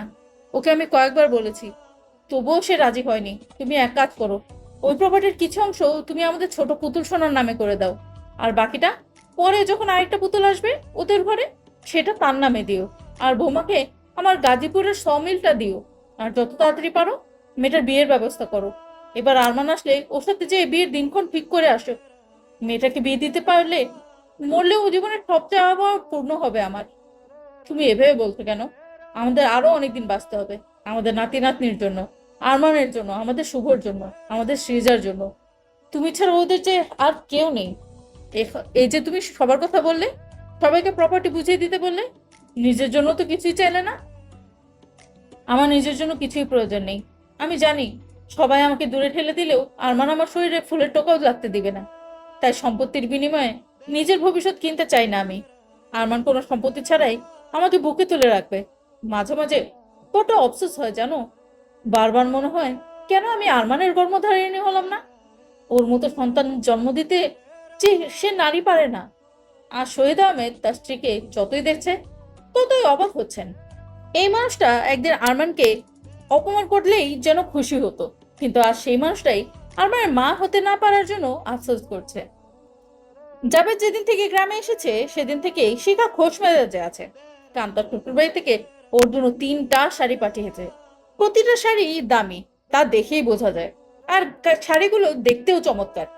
শিখা এত সুন্দর শাড়ি আগে কখনো পরেনি। আবার জাবেদকে তারা যেসব পোশাক দিয়েছে সেগুলোও দামি। ওদের দেয়া পোশাক পরলে আরাফকেও বেশ মানাচ্ছে। বাড়িতে যখন কেউ থাকছে না তখনই শিখা শাড়িগুলো পরে ড্রেসিং টেবিলের সামনে যেয়ে দাঁড়াচ্ছে। ও নিজের কাছে নিজেকে যেন অপসরার মতো লাগছে। নিজেকে ঘুরে ফিরে ভালোভাবে দেখলেই যেন শান্তি লাগছে। আরফের কাছ থেকে কান্তার শ্বশুরবাড়ির গল্প শুনে আফসোস হচ্ছে কেন সে ওদের সাথে ঢাকা যায়নি। মনে মনে সিদ্ধান্ত নেয় এরপর এবার ঢাকায় গেলে যাবে, সেও যাবে, নিজের চোখে দেখবে ওদের শান শকত। জাভেদ রাতে বাড়ি ফিরে শিখার কাছে খাবার চাইলে শিখা জানায় রান্না করতে পারেনি। জাভেদ বিরক্ত হয়ে বকাবকি করতে গেলেই শিখা জানায় ওর পেটে আর কোমরে ব্যথা করছে, সেই সাথেই আছে কিছু ইন্টারনাল প্রবলেম, তাই সে রান্না করেনি। শিখার সমস্যার কথা জেনে জাভেদ ওকে আর কিছু বলে না, নিজেই ভাত রান্না করে আর ডিম ভাজে। এরপর সে শিখা আর আরবকে ডেকে একসাথে খেয়ে নেয়। পরপর 3 দিন শিখা বিছানা থেকে উঠতে পারে না। দিন দিন ওর অসুস্থতা বেড়েই চলেছে। কাজের মেয়ে এবারে সব কাজ করে দেয়। জাবেদ ওকে ডাক্তারের কাছে নিয়ে যেতে চাইলে বলে আর কয়েকটা দিন দেখি। এভাবেই 20 দিন পার হয়ে গেছে। শিখার অসুস্থতা কমার বদলে বেড়ে যায়, দিন রাত ব্যথা ছটফট করতে থাকে। এক পর্যায়ে সে জ্ঞান হারায়। জাবেদ তখন স্কুলে ছিল। প্রতিবেশী একজন স্কুলে যেয়ে ওকে জানায় শিখার কথা। বাসায় এসে জাবেদ শিখাকে নিয়ে শহরের ছোটে একজন বিশেষজ্ঞ ডাক্তারের শরণাপন্ন হয়। পরীক্ষা নিরীক্ষা শেষে ডাক্তার জানায় শিখার 2টা কিডনি ড্যামেজ হয়ে গেছে। সেই সাথে দেখা দিয়েছে ডায়াবেটিস এবং হার্টেও কিছু সমস্যা দেখা দিয়েছে। অতি দ্রুত চিকিৎসা না করা হলে শিখার জীবন সংশয়ে দেখা যাবে। জাবেদ কান্তাকে ফোনে সবকিছু জানায়। কান্তা সব শুনে শিখাকে ঢাকায় নিতে বলে। এরপর জাবেদ আরমানের সাথে কথা বলে। আরমানও তাকে ঢাকা আসতে বলে। 2 দিন পরেই জাবেদ শিখাকে নিয়ে ঢাকায় চলে আসে। কান্তা চিটাগাং চলে গিয়েছিল। জাবেদের ঢাকা পৌঁছানোর আগেই আরমান কান্তাকে নিয়ে ঢাকায় আসে। জাবেদ ঢাকায় এসে কান্তার শ্বশুর বাড়িতে ওঠে। পরদিন ওদের ডাক্তারের কাছে যাওয়ার কথা। পরদিন ডাক্তারের কাছে গেলে ডাক্তার পুনরায় পরীক্ষা নিরীক্ষা করে জানায় যত দ্রুত সম্ভব শিখার কিডনি ট্রান্সপ্লান্ট করতে হবে। এরপর ওরা যায় হার্ট স্পেশালিস্টের কাছে। হার্ট স্পেশালিস্ট ওর যাবতীয় কাগজপত্র দেখে জানায় ডায়াবেটিস নিয়ন্ত্রণে এনে চিকিৎসা শুরু করতে হবে। এরপর ডাক্তারের অধীনেই থেকে শুরু হয় শিখার চিকিৎসা। নিজের অসুস্থতার কথা শুনে শিখা ভেঙে পড়েছে। কবে ওর শরীরে এত রোগ বাসা বেঁধেছে তা একটুও বুঝতে পারেনি। তবে মাঝে মধ্যে পেট ব্যথা, মাথা ঘোরা, বুকের ধড়ফড়ানি, ইউরিনারি ইনফেকশন এসব হতো। এসব কিছুকে শিখা মোটেও পাত্তা দেয়নি। মনে করেছে এসব অসুখ এমনিতেই সেরে যাবে, কিন্তু না, তা হয়নি। কান্তা শ্বশুর বাড়ি থেকে হাসপাতালে প্রতিদিন খাবার পাঠাচ্ছে। কান্তা প্রতিদিন একবার করে এসে শিখাকে দেখে যাচ্ছে। কখনো শহীদ আহমেদ তো কখনো সৃজা এসে শিখাকে দেখে যাচ্ছে। আকলিমা খানমও একদিন এসেছিল। আরমান যে 2 দিন ঢাকায় ছিল, জাবেদের সাথে সেও শিখাকে নিয়ে এদিক ওদিক দৌড়াদৌড়ি করেছে। আরাফকে বাসায় রেখেছে কান্তা। 7 দিনে জাবেদের অনেক টাকা খরচ হয়েছে। সে টাকা খরচ করতে কার্পণ্য করছে না। ডাক্তার জানিয়েছে আগামীকাল দুপুরে অপারেশন হবে। 2জন ডোনার পাওয়া গেছে। সব মিলিয়ে জাবেদের 30 লক্ষ টাকা খরচ হবে। জাবেদের কাছে বর্তমানে এত টাকা নেই। সে এত টাকা সাথে করে আনেনি। এদিকে এখন সে নাটোরেও যেতে পারবে না। যদিও বা যায়, তবে কাল দুপুরের মধ্যে ফিরতে পারবে না। চিন্তায় জাবেদের ঘুম হারাম হয়েছে। শিখা জাবেদের অসহায় মুখ দেখে কি করবে ভেবে পায় না। ও ফোন করে বড় বোনের কাছে। ওর বোন ফোন রিসিভ করলে শিখা তাকে সবকিছু খুলে বলে। শিখা এও জানায় 7 দিনের মধ্যে জাবেদ তাকে সব টাকা ফিরিয়ে দেবে। সব শুনে শিখার বোন জানায় ওদের কাছে এত টাকা নেই। অথচ শিখা জানে ওর দুলাভাইয়ের টাকার কোনো অভাব নেই। শিখার বোন কথাটা বলেই ফোন কেটে দেয়। তারপর শিখা ফোন করে ওর বাবার কাছে। শিখার বাবা বলে সে বিকালে জানাবে, কিন্তু বিকেলে ফোন করলে শিখা ওর বাবার ফোন বন্ধ পায়। পরদিন সকাল পর্যন্ত শিখার বাবার ফোন বন্ধই থাকে। কান্তা কেবলমাত্র হাসপাতালে এসেছে। শিখার ক্যাবিনে ঢুকতেই ওর কানে কিছু কথা যায়। শোনো, অপারেশনের দিন পিছিয়ে দাও। তুমি বাড়ি যেয়ে টাকা নিয়ে এসো। তারপর অপারেশনের ব্যবস্থা করো। বড় আপাকে, আমার আব্বাকে ফোন দিয়েও কোনো টাকা পেলাম না। ওরা মনে করেছে আমি ওদের টাকা আত্মসাৎ করব। অথচ আব্বা আম্মাকে আমি দিনের পর দিন টাকা পয়সা দিয়েছি। এমন তো নয় যে ওদের অর্থের অভাব আছে। আমি মেয়ে হিসেবে আব্বা আম্মাকে দেখেছি, কিন্তু আমার আব্বা ভয় পেয়ে ফোন বন্ধ করে রেখেছে। আর ওই বড় বোনকেও কম দিইনি। তার ছেলে মেয়েদের সোনার জিনিস দিয়েছি। তাদের সব চাহিদা মিটিয়েছি। তাদের কোনো কিছুর প্রয়োজন হলে আমার কাছে চেয়েছে, আমি সাথে সাথে তাদেরকে সেসব দিয়েছি। আর সেই বোন তার রূপ দেখিয়ে দিল। আজ বুঝলাম প্রয়োজন আর প্রিয়জনের পার্থক্য। শিখা কাঁদছে, আর সত্যি ওর অনুশোচনা হচ্ছে। কান্তা সবকিছু শুনে কিছুক্ষণ দাঁড়িয়ে থাকে। এরপর সেখান থেকে সরে এসে আরমানকে ফোন করে সবটা জানায়। আরমান সাথে সাথে ওর বাবার কাছে ফোন দিয়ে টাকার ব্যবস্থা করে দিতে বলে, কারণ আরমান এখন অফিসিয়াল কাজে বাইরে আছে। ওর টাকা পাঠাতে বিকল হয়ে যাবে। ছেলের ফোন পেয়ে শহীদ আহমেদ তৎক্ষণাৎ হাসপাতালে এসে জাবেদের কাছে টাকা দেয়। জাবেদ অবাক হয়ে জানতে চাইল টাকার কথা তিনি কিভাবে জেনেছেন। শহীদ আহমেদ তখন জাবেদকে আরমানের বলা কথাগুলো জানান। সবকিছু শুনে শিখা লজ্জায় কেঁদে ফেলে। আর সত্যি কান্তার কাছে ওর মাথা নত হয়েছে আজ। কুড়িয়ে পাওয়া ধন, পর্ব 41। অপারেশন থিয়েটারে ঢোকার আগে শিখা কান্তার সাথে একান্তে কথা বলতে চায়। সবাই কেবিন থেকে বেরিয়ে গেলে কান্তার মুখোমুখি হয় শিখা। কান্তা উসকুস করছে। ও কিছুতেই শিখার পূর্বের আচরণগুলো ভুলতে পারে না। শিখার হিংস্রতা ওর মন ও মস্তিষ্কে প্রতিটি কোণে গেঁথে গিয়েছে। শিখা কান্তার সামনে এসে দাঁড়ায়। কান্তার হাত নিজের হাতের মুঠোয় নেয়। যদি আর না বেঁচে ফিরি, তবে আমার ছেলেটাকে দেখিস। দেরিতে হলেও আজ বুঝতে পারলাম কে আমার আপনজন। সারা জীবন যাদের জন্য সংসারকে তুচ্ছ জ্ঞান করেছি, আজ তারাই আমাকে নিজের পিঠ দেখালো। অথচ আজ আমার স্থান তাদের বুকে হওয়ার কথা। তুই আমাকে মাফ করে দিস। তুই মাফ না করলে আমাকে অনন্তকাল ধরে জ্বলতেই হবে।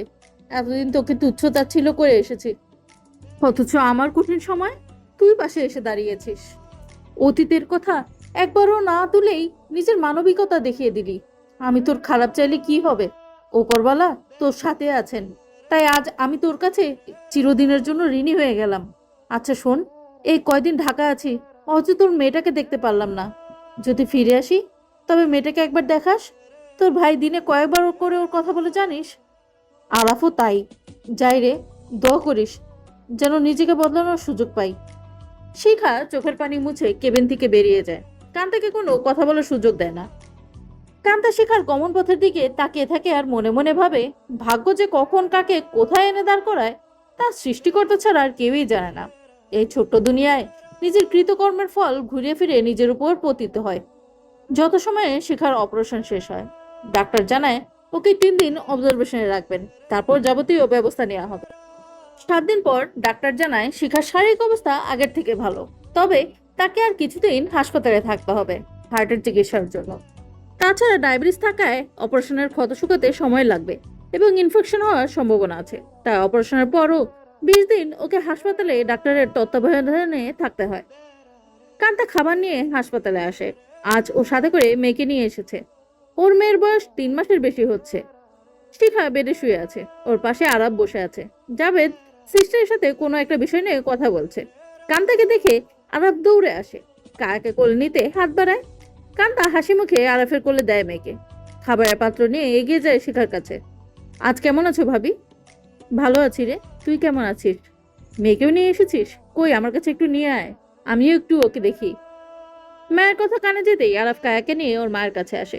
শিখা আলতোভাবে কায়াকে কোলে নেয়, কিন্তু বেশিক্ষণ ওকে কোলে রাখতে পারে না, কান্তার কাছে ফিরিয়ে দেয়। কান্তা বেডের পাশে চেয়ারে কায়াকে নিয়ে বসে। শিখা ওর বালিশের নিচ থেকে পার্স বের করে, এরপর ভেতর থেকে একটা সোনার চেন নিয়ে পরিয়ে দেয় কায়ার গলায়। আমি নতুন জিনিস দিয়ে মেয়েটার মুখ দেখতে পারলাম না, এটা আমার চেন। অপারেশনের আগে খুলে রেখেছিলাম, আপাতত মেয়েকে এটা দিলাম। এরপর আমি সুস্থ হয়ে বাড়ি গিয়ে ওর জন্য এক সেট সোনার জিনিস গড়িয়ে আনবো। তোমার চেন দেয়া লাগবে কেন? ভাইয়া ওকে দিয়েছে তো, ওকে যা দেয়ার দিয়েছো, পরে আর কিছু দিতে হবে না। বিয়ের সময় তোকে কিছুই দেইনি, তাই তোর মেয়ে ডাবল সোনা পাবে ওর মামার বাড়ি থেকে। তুই আর এ বিষয়ে কোনো কথা বলিস না তো। কান্তা ওর ভাবিকে যতই দেখছে ততই অবাক হয়ে যাচ্ছে, মানুষের এতটা পরিবর্তন হয়। জাবেদ এসে কায়াকে কোলে নেয়। তখন কান্তা উঠে শিখাকে খাওয়ানোর জন্য। শিখাকে খাইয়ে জাবেদই খেতে দেয়। এরপর কিছুক্ষণ ওদের সাথে গল্পগুজব করে এরপর শহীদ আহমেদ হাসপাতালে আসলে আরাফকে নিয়ে ওরা বাসায় ফিরে। কান্তা আরাফকে হাসপাতালে থাকতে দেয় না কোনো মতেই, নিজের কাছেই রাখে। 20 দিন পর শিখাকে রিলিজ দিলে শহীদ আহমেদের জোরাজুরিতে শিখাকে নিয়ে জাবেদ তাদের বাসায় ওঠে। সেখানে 10 দিন থাকার পর ওরা বাড়ি ফিরে। এই 10 দিন কান্তা শিখার যথেষ্ট খেয়াল রেখেছে, সেবা যত্ন করেছে। এই বাড়ির প্রতিটা মানুষ শিখা ও জাবেদের সাথে আপনজনের মতোই আচরণ করেছে। সৃজার সাথে শিখার বন্ধুত্বপূর্ণ সম্পর্ক গড়ে উঠেছে। বিদায়কালে শিখা হঠাৎই কান্তাকে জড়িয়ে ধরে কেঁদে ওঠে। এই 1 মাসের বেশি সময় কান্তা শিখার সাথে কোনো খারাপ আচরণ করেনি, কমতি রাখেনি শিখার সেবা যত্নের। শিখা সেদিনের পর থেকে নিজের মা বাবা আর বোনের সাথে একবারও কথা বলেনি। তারা মাঝে মধ্যে ফোন দিলেও জাবেদকে ফোনটা ধরিয়ে দিয়েছে। জাবেদ এনে প্রশ্ন করলে শিখা জানিয়েছে সুষমার বন্ধুর ওর কোনো প্রয়োজন নেই। জাবেদ আর কোনো কথা বাড়ায়নি। ওরা রওনা দেওয়ার সময় কান্তা জাবেদের হাতে খাবারের প্যাকেট ধরিয়ে দেয়। অসুস্থ শরীর নিয়ে শিখা রান্না করতে পারবে না ভেবেই কান্তা খাবার ফ্রোজেন করে রেখেছিল। আগামী 7 দিন শিখাকে কোনো রান্না করতে হবে না। এছাড়া কান্তা আরমানের নির্দেশে শিখাকে ওর ভাই ভাতিজাকে পোশাক কিনে দিয়েছে। যাওয়ার সময় জাবেদের হাতে কিছু টাকা ধরিয়ে দেয়, যদিও জাবেদ এসবের কিছুই নিতে চায়নি, কিন্তু কান্তার জোরাজুরিতে নিতে বাধ্য হয়েছে। জাবেদ যাওয়ার আগে শহীদ আহমেদকে জানায় ও বাড়ি ফিরেই তার টাকা পাঠিয়ে দেবে। শহীদ আহমেদ তাকে বলেন তাড়াহুড়ার কোনো দরকার নেই, টাকাগুলো ধীরে সুস্থে দিলেই হবে। শিখা সবার কাছ থেকে বিদায় নিয়ে স্বামী সন্তানের সাথে বেরিয়ে পড়ে। পেছনে ফেলে রেখে যায় তার অতীতের তিক্ত স্মৃতি। অতীতকে পেছনে ফেলে সৃষ্টি হওয়া নতুন সম্পর্কের বাঁধনকে মজবুত করতে পা বাড়ায় নিজের গন্তব্যে। এবার পুরাতন শিখাকে ভেঙে চুরে নতুন শিখাকে গড়ে তোলার সময়। আরমান ঢাকায় এসে তার বাবাকে নিয়ে ওর খালার বাসায় যায়। সৃজার বিয়ের দিন ঠিক করে আসে। সামনের মাসের 15 তারিখ বিয়ের দিন ঠিক করে। সেই হিসেবে ওদের হাতে আর 25 দিন সময় আছে। আরমান কান্তাকে কয়দিন ঢাকাতেই থাকতে বলে। কান্তাও সহাস্যে রাজি হয়। আরমান অফিসে বসে কাজ করছে, এমন সময় টেবিলে থাকা ওর ফোন বেজে ওঠে। আরমান ফোনের দিকে তাকিয়ে দেখলো ঢাকার ধানমন্ডি থানার ওসি ফোন দিয়েছে। এ সময় ওসি ফোন দেখে আরমানের কপালে ভাঁজ পড়ে। কয়েক মুহূর্ত চুপচাপ থেকে ফোনটা রিসিভ করে। আসসালামু আলাইকুম স্যার, আমি ধানমন্ডি থানার ওসি বলছিলাম। ওয়ালাইকুম আসসালাম, আমি চিনতে পেরেছি, বলুন কেন ফোন দিয়েছেন? স্যার, আপনি তো জানেন আপনার বাবাকে আঘাত করে সেই ড্রাইভার 1.5 মাস আগে জামিন পেয়েছে। ও জামিনে বের হওয়ার পর থেকে আমরা ওর দিকে নজর রাখছিলাম, ওর ফোনে আড়ি পাতার ব্যবস্থা করেছিলাম। এছাড়াও 7 দিন পর পর ওর কল লিস্টটা চেক করি। গতকালই আমরা ওর কল লিস্ট চেক করেছি, সেখানে আমরা কিছু অসঙ্গতি পেয়েছি। কি অসঙ্গতি? আরমানের হার্টবিট বেড়ে যায়। গত 5 দিন আগে ওর ফোনে একটা ফোন এসেছিল। ও প্রায় 6 মিনিট সেই নাম্বারে কথা বলেছে। এর একদিন পর আবার সেই নাম্বার থেকে ওর কাছে ফোন আসে। আর গতকাল ওর অ্যাকাউন্টে হঠাৎ করেই 5 লাখ টাকা পৌঁছেছে কেউ। আমরা খোঁজ নিয়েছি সেই অজ্ঞাত নাম্বারের ব্যক্তি সম্পর্কে, আর এও জানতে পেরেছি সেই অজ্ঞাত ব্যক্তিটি ড্রাইভারের অ্যাকাউন্টে টাকা পাঠিয়েছে। ওসির কথা শুনে আরমানের চোয়াল আর হাতের মুঠো শক্ত হয়ে ওঠে। আপনারা নিয়মিত ওর খোঁজ রাখুন, আর আমাদের কেউ যেন ওর আশেপাশে না যায়। ওকে বুঝতে দেওয়া যাবে না আমরা ওকে ফলো করছি। আপনারা আগে সেই অজ্ঞাত ব্যক্তির ডিটেলস জানুন, তারপর যা ব্যবস্থা করার করতে হবে। আমি 2 দিনের ভেতরেই ঢাকা আসছি। এই 2 দিন তাকে নির্বিঘ্নে থাকতে দিন, আর কল লিস্ট আমাকে এখনই ইমেল করুন। আরমান ফোন রেখে কিছুক্ষণ ঝিম মেরে থাকে। এরই মধ্যে ওসি কল লিস্ট আরমানকে ইমেল করে। আরমান লিস্টে চোখ বুলিয়ে ফোন করে তাদের সোর্সদের, যাবতীয় নির্দেশনা দেয় তাদের। কুড়িয়ে পাওয়া ধন, পর্ব 42। টিজার বিয়ের দিন এগিয়ে এসেছে। শহীদ আহমেদের বাড়িতে সাজ রব। আত্মীয় স্বজনরা আসতে শুরু করবে 2-4 দিনের মধ্যেই। টিজা আর কান্তা মিলে শপিং করছে। আরমান বোনকে শপিং এর জন্য টাকা দিয়েছে। শহীদ আহমেদ মেয়ের বিয়ের আয়োজনে কমতি রাখেননি। সকল দূরের কাছের আত্মীয় স্বজনদের দাওয়াত করেছেন নিজে গিয়ে। কান্তার বাবার বাড়ি থেকেও দাওয়াত করেছেন। জাবেদ তার পরিবার নিয়ে আসতে রাজি হয়েছে, কিন্তু কান্তার ছোট ভাই না আসতে নানান টালবাহানা করছে। কান্তা মেয়েকে ঘুমিয়ে দিয়ে নিজেও একটু চোখ বন্ধ করেছে। গত কয়েকদিন থেকে ওর ঠিকঠাক ঘুম হচ্ছে না। সারাদিন শপিং, বিয়ের আয়োজন নিয়ে ব্যস্ত থাকতে হচ্ছে। আকলিমা খানম সব দায়িত্ব কান্তার কাছে দিয়ে নিশ্চিন্তা আছেন। তার কোনো ক্ষমতাই নেই মেয়ের বিয়েতে কাউকে কোনো সাহায্য করার। কান্তাও হাসি মুখে সব কাজ করছে। শহীদ আহমেদ আত্মীয় স্বজনদের লিস্ট থেকে শুরু করে সবকিছুতে, এমনকি খাবার মেনুতে কি কি হবে সব কান্তার পছন্দ মতো করছেন। যেহেতু আরমান কাছে নেই, সেহেতু তিনি কান্তাকেই প্রাধান্য দিচ্ছেন। তন্দ্রাভাব ঘিরে ধরেছে কান্তার 2 চোখে। হঠাৎই পাশে রাখা ফোনের মৃদুমন্দ আওয়াজে চোখ মেলে যায় ও। কাঁচা ঘুম ভেঙে যাওয়ায় মাথার ভিতর চক্কর দিচ্ছে। তবুও নিজেকে ধাতস্থ করে ফোন রিসিভ করে। আসসালামু আলাইকুম, আপনি এই অসময়ে ফোন দিয়েছেন? আপনার শরীর ঠিক আছে তো? বউয়ের কাছে ফোন দিতে সময়ে অসময়ে কোনো ম্যাটার করে না, আর শরীরও খারাপ হয় না। কিন্তু তুমি বোধহয় ঘুমাচ্ছিলে, বিরক্ত করলাম? আপনি ফোন দিলে বিরক্তিরা পাখনা মেলে উড়ে যায়। তারা বুঝে নেয় আপনি আমার সকল সুখের কারণ। তাই আপনি সম্পর্কিত কোনো কিছুতে বিরক্তিরাও আবেগে ভাসে। আমার বউ কি কাউকে খুব মিস করছে? কেন, আপনি বোঝেন না? আমি বাবু নিরামিষ মানুষ, যদিও এটা তোমার ভাষায়, তাই ইচ্ছে করেই না বোঝার ভান করে থাকি। বেশি বুঝতে গেলে বউ মাথা চড়ে তবলা বাজাবে। আমার বউয়ের আবার মতিগতি সুবিধার নয়। তবলা বাজালে বউই তো বাজাবে, অন্য কেউ তো আর বাজাবে না। বউ মাথায় চড়লেও আপনারই লাভ। অন্য মেয়ের মাথায় চড়লে আপনার মাথায় একটা চুলও থাকবে না। এই ক্ষেত্রে আমি দয়াবতী। 2-4টা চুল রাখবো। এসব কথা বাদ দিন, এবার বলুন কবে আসছেন? বাসায় কত কাজ, অথচ আপনি নেই। বাবাকে সবটা একা সামলাতে হচ্ছে। আমি 2-1 দিনের মধ্যেই যাব। এই যে দয়াবতী, আমার প্রিন্সেস এখনো ঘুমাচ্ছে। ইস, কতটা দিন হয়ে গেল মেয়েকে আদর করি না। একবার সৃজের বিয়েটা হয়ে যায়, তোমাদের নিজের কাছে নিয়ে আসবো, আর আগামী 6 মাসের মধ্যে কোথাও যেতে দেব না। শখ কত! আমি আগামী 6 মাসের মধ্যে কোথাও যাচ্ছি না। এই 6 মাস আমি ঘুরে বেড়াবো এদিক সেদিক। ঠ্যাং ভেঙে হাতে ধরিয়ে দিব। কত আমার থেকে 6 মাস দূরে থাকতে চায়? তোমার এই শখ পূরণ করার মতো দয়ালু আমি নই। এই কয়টা দিন একা ছেড়েছি, তাতেই পা বড় হয়েছে। তোমার ভাগ্য ভালো, এই মুহূর্তে আমি তোমার পাশে নেই। পাশে থাকলে কি করতেন? ঠ্যাং ভাঙতেন? সে সাহস আছে আপনার, নাকি শুধু ঢপ মারছেন? আমার সাহস নিয়ে প্রশ্ন তুলছো? হুম, সাহস নিয়ে নয়, ঠ্যাং ভাঙার সাহস নিয়ে প্রশ্ন তুলছি। আপনার এই সাহস আমি দেখতে চাই। কি মেয়ে রে বাবা, কলিজায় ভয় বলতে কিছু নেই। একবার আমাকে আসতে দাও, ভয় তোমাকে গিলিয়ে খাওয়াবো। তখন আমার সাথে কথা বলতে হলে তোমাকে 2বার ভাবতে হবে। বলি, নিজেকে কি হিটলার ভাবেন? আমাকে ভয় গিলিয়ে খাওয়াতে গেলে আমিও উগরে দিব। জোর করে হিটলার হতে চাইলেই হয় না, অন্তরেও হিটলার হতে হয়। আপনি উপরে উপরে হিটলারের পার্ট নিচ্ছেন, কিন্তু ভেতরে আমেনার বাপি থেকে গেছেন।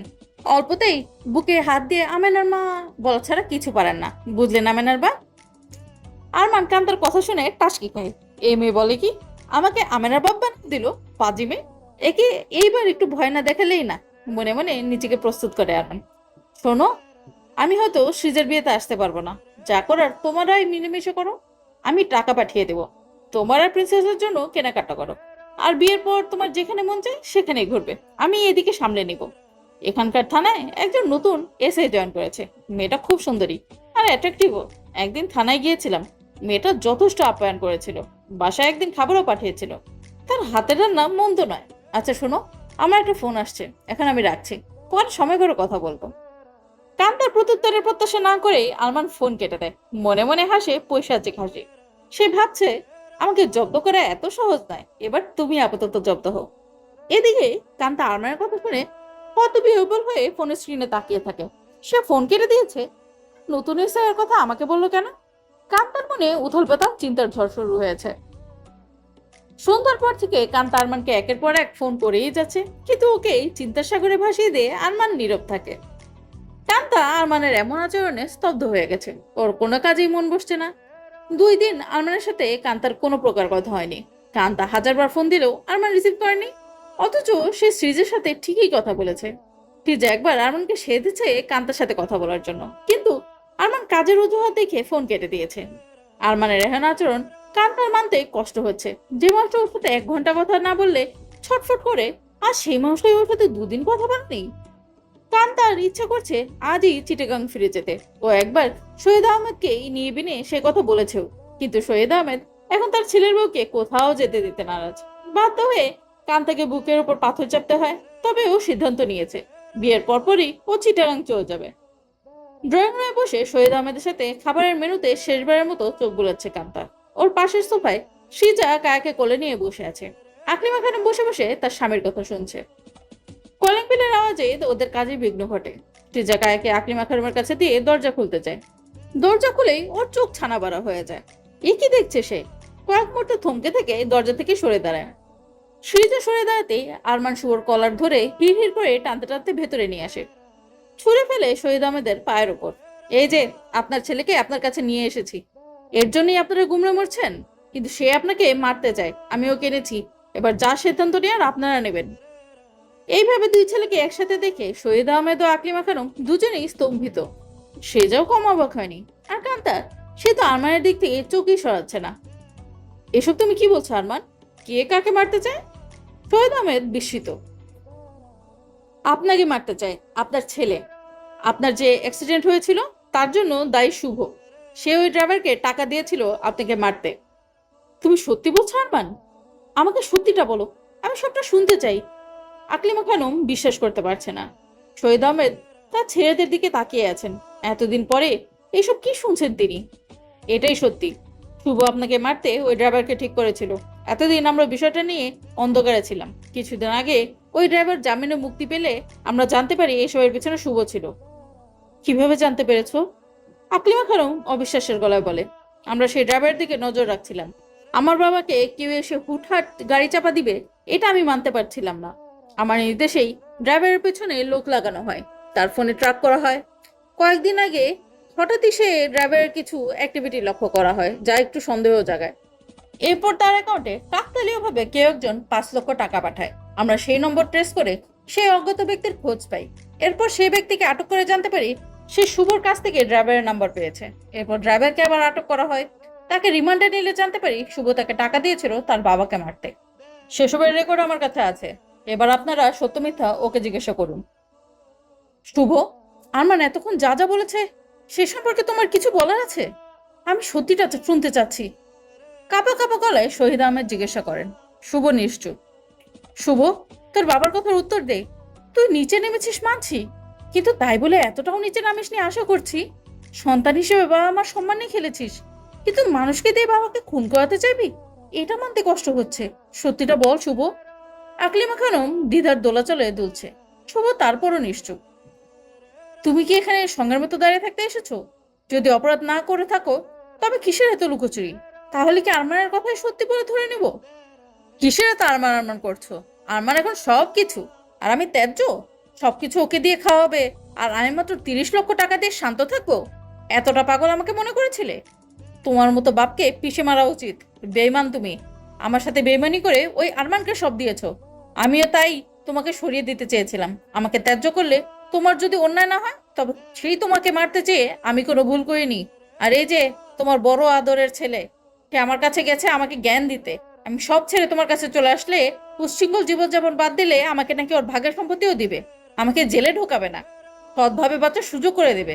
ওর কথা বিশ্বাস করবো আমি? যে আমি রাজি হইনি, সেই তখনই আমাকে জোর করে এখানে নিয়ে আসলো। একে নিশ্চয়ই তোমার হয়ে দালালি করতে পাঠিয়েছিলে। আরমানের বাবা, তোমাকে একটা কথা বলি, রাখবে? আকলিমা খানম ভেজা গলায় বলে। বলো। তুমি ওর ভাগের সম্পত্তি ওকে দিয়ে দাও। ওকে জেলে দিও না। তাহলে সারা জীবন ও আমাদের দুই সন্তানের উপর ক্ষিপ্ত হয়ে থাকবে। ওদের ক্ষতির কথাও ভাবতে পারে। ওর বিচার আল্লাহ করবে। ওর জন্য আজ আমি পঙ্গু। আমার ফুকু দুনিয়ায় নেই। তোমাকে মারতে চেয়েছিল। ওর পাপের পাল্লা ভারী হতে হতে যখন মাটিতে ঠেকে যাবে, তখন ওর পতন হবে। তুমি আমাদের লয়ারকে এখনই আসতে বলো। আমরা ওকে ত্যায্য করার পরও ওকে ওর প্রাপ্য দিয়েছি এভাবে উইল লেখা থাকবে, যাতে ভবিষ্যতে ও কখনো আমাদের দুই ছেলে মেয়ের কাছে কোনো দাবি না করতে পারে। ওর সাইন থাকবে সেই উইলে। তুমি এখনই লয়ারকে ফোন করো। আমার কাছে আজ থেকে ও মৃত। এতদিন ওর জন্য যতটুকু চোখের পানি ফেলেছি, আজ থেকে সেটাও বন্ধ হয়ে গেল। তুমি আমার এই কথাটা রাখো। এরপরও যদি আমরা ওর জন্য কষ্ট পাই, সেটা হবে আমাদের বোকামি। আমি এই ভুলটা আর করতে চাচ্ছি না। ওকে আজ খালি হাতে ফেলে ও ভবিষ্যতে আমার বাকি দুই ছেলে মেয়ের উপর হামলা চালাবে না, তার কি গ্যারান্টি আছে? তুমি ওর জন্য একটুও কষ্ট পেও না। ও পর হয়েছে কি হয়েছে, আল্লাহ আমাকে আরো সন্তান ঠিকই দিয়েছে। আশ্চর্যজনক হলেও আকলিমা খানমের গলা একটুও কাঁপেনি কথাগুলো বলতে। স্ত্রীর কথা মতো সৈয়দ আহমেদ লয়ারকে ফোন দিয়ে প্রয়োজনীয় পেপার আনতে বললেন। আরমান বারবার মা আর বাবাকে বোঝানোর চেষ্টা করেছে, কিন্তু তারা কেউই আরমানের কথা শোনে না। লয়ারের উপস্থিতিতে উইলিকে সেখানে শুভর সাইন নিয়ে ওকে ওর ভাগের বাকি 80 লক্ষ টাকার চেক দিয়ে বাড়ি থেকে বের করে দেয়া হয়। শুভ টাকাগুলো পেয়ে হাসি মুখে বের হয়ে যায় বাড়ি থেকে। ওর মনে তখন একটাই চিন্তা, আর কিছুদিন লিসাকে কাছে পাওয়া যাবে। আর একটা নতুন মেয়েকে মনে ধরেছে, তাকেও ট্রাই করতে হবে। এর জন্যই প্রচুর টাকার প্রয়োজন ছিল। আজ ওর হাতে সত্যি প্রচুর টাকা এসেছে। শুভ একটাবারও ভাবলো না বাবা মাকে কত কষ্ট দিয়ে ওর সুখের হাসি হাসছে। এই হাসির শেষ পরিণতি কি হতে পারে ওর ধারণাতেও নেই।